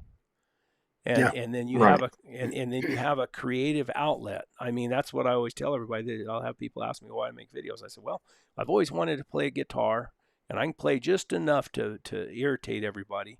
And then I'd like to be able to paint or do something creative, but I can't. I just can't. Hell, I'm 63 years old. One thing about getting old is you know what you can't do, but I can dang sure hold a camera in video and ride around on a mule. That's probably about the only things I do. And talk good. to yourself.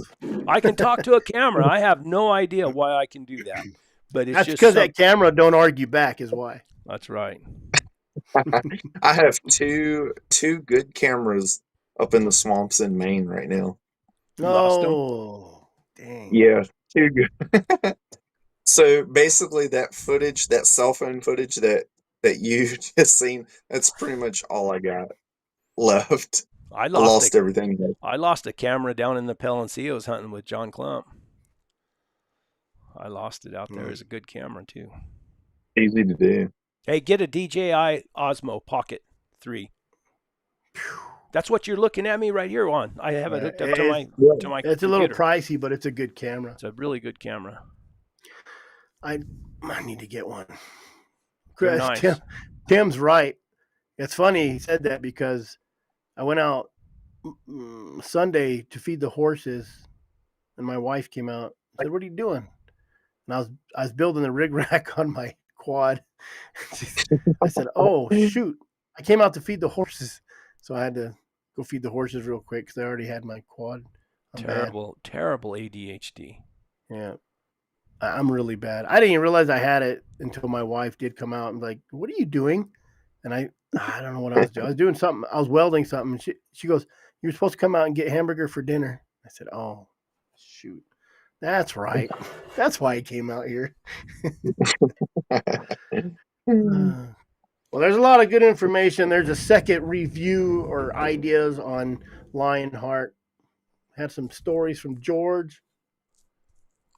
It's almost been 3 hours. That went quick. I tell you what, at the end of the day, I think what it did is it motivated a lot of us to try to make better content. Yep, 100%.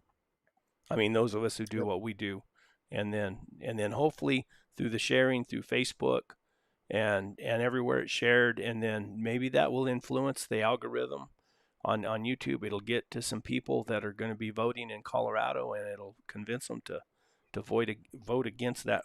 Was it Proposition 127 or something like that? I think it is. Is it 127, Robert? Something like Robert that. knows. 127. I think it's 127, 123. 127.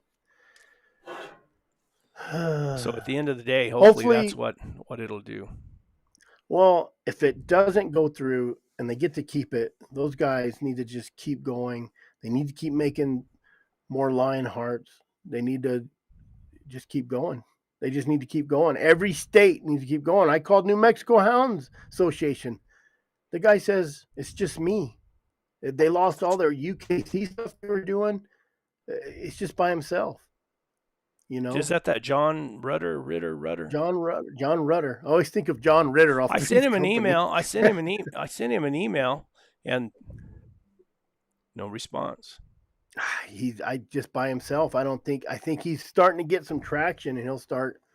I think we gotta bug him. We gotta get him. I think he just lost, his Motivation. got to go. Yes, no motivation. No one's helping him. But I think I'm telling you, you guys in New Mexico, they better get their shit together, because if it does pass in New Mexico and Colorado, they're going to hit Arizona or New Mexico. Now, someone told me New Mexico might not be a ballot initiative state. Is that true, or do you know? I don't know, Chris. I really don't. Yeah. I hope not. Prop 127. So all you people in Colorado, you need to talk to your neighbors, even if they're not hunters. And if you're out, I took a guy in, a deer hunter, an archery deer hunter who hates dogs, right? They say, I took that guy into a tree and changed his mind about hound hunters. I let the bear go. I said, if it's the big bear or boar, I'll let you kill it, burn your tag. But if it's a sow, I don't want you to kill it. And he walked into a tree and he had fun. Last year I talked to like 3 or 4 people just out in the woods. You guys got to open your mouths.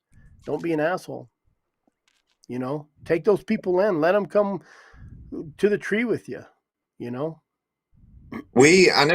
we had excellent opportunity up in Maine because we filled, I can't remember how many guys he had for the first week, but we filled all their tags pretty quickly within like 2 days, 3 days.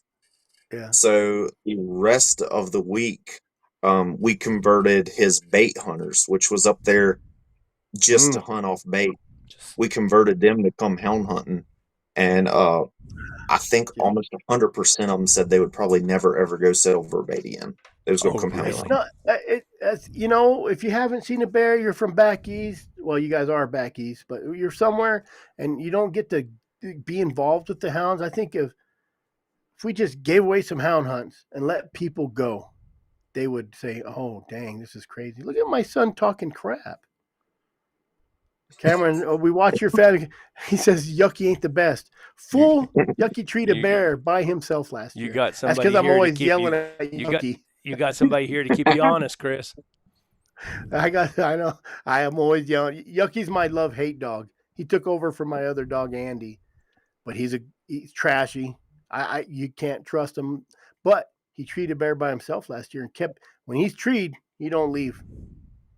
And I quit running him at the hound trials because that made him a little aggressive at a tree, and I had to correct that problem. So, guys, I am too interested in getting it going. We almost got our 3 hours in. We lost, when we started talking about YouTube and everything, we lost more than half of our viewers. Well, we weren't talking about YouTube. We was talking about how to make lion hunting videos, or making, propaganda, basically, that people need to quit posting stupid stuff and start making better videos. But people don't want to. Look, he already said that Yucky is the love and hate dog. He's 10 years old. He already knows what love-hate dog means. Well, a lot of people think it's easy. I mean, they think it's easy to go and do that, and it's not. And then after you do it I've known a lot of guys that start and they make 10 videos and then they quit. They all quit. So it's not anything that's real easy, real simple. I mean, you make a video and you put it out there and you get 10 views. You make another video, you get 15 views. And then you go for 2 years and you're only getting 100 views a video. It's just tough. That's just the way it is. Yep. And my problem is then the better you get at editing, then that makes editing even harder. Makes because more you're not satisfied with. Yeah, you're not satisfied. Yep. And then What happened to Chris? What happened to everybody? It's just me. We lost everybody. I think I lost my internet. No, there's Chris. Moved a little bit. No, it came back. It froze for a little bit. Yeah. You know, look, like Lyndon, he's a 10-year-old kid, and he knows Yucky is, you can hear Yucky's bark for miles. Even at a young age, they learn those dogs. They know how to work a dog. I could probably let them go free cast, and they'd do good. I wonder why he's the only one. I don't know why the New Mexico Houndsman Association failed, but I tell you what, any New Mexican, you guys need to just hammer that guy out and say, hey, either get it going or let somebody get it going, or one of you guys need to just start another one. Somebody, Chuck says, Robert, he told me someone stole all the money and everyone quit. I think that's what happened. It got real bad in there. You know, that's how it is. You get a lot of drama and you have no checks and balances. And he says and then that's Tim Brink, I guess, Idaho Hound Hunting. I don't know how to edit a video. Man, get on YouTube. I could learn how to be a brain surgeon on YouTube. They got that videos on just everything. Just keep watching videos and do what they do. Get you a video editing program, anything. I mean, they got free video editing programs that are as good as anything around, good enough for what we do. Get the free one, run it, see if you like it. That's what I did, and then I ended up just buying it. And it's not like a yearly thing. You just buy the program. What do you use, Chris? Oh, yeah, they ask me. It is, let me see here. It is, I have to load it because I don't know what it is. If you got to think that hard, you got to load it. Video pad. It's video pad, video editor. And it's pretty simple. Power Director 365. I tried that. Gosh dang it! What's that other one? Not DiCaprio. I don't know. There's one, and I just couldn't figure it out. I know Nick used it, but too confusing to me. Well, there's our opinions, guys. Groovy. George. Always feel bad for George. It's like 11 o'clock back there. I know. He's got to get up early and go catch a bear. Mm-hmm. Yeah. I mean, yeah. Well, thank you guys. Yeah, thanks for stopping in, George. That was great. Mm-hmm. Thanks for sending that footage over and everything. That was real good stuff. Yeah, I was up there with Allagash Guide Service. I think it's Brandon and Brittany Lane. Great people. Allagash brand or Guide Service. I think it was Allagash Guide Service or Allagash Outfitters. I think it was Allagash Guide Service, I believe. Mm. Perfect. Good deal. Guys, let's rock and roll. All right. Till next time. Till next everybody time. for showing Till next time. See you guys. All right. See y'all later. Yeah. You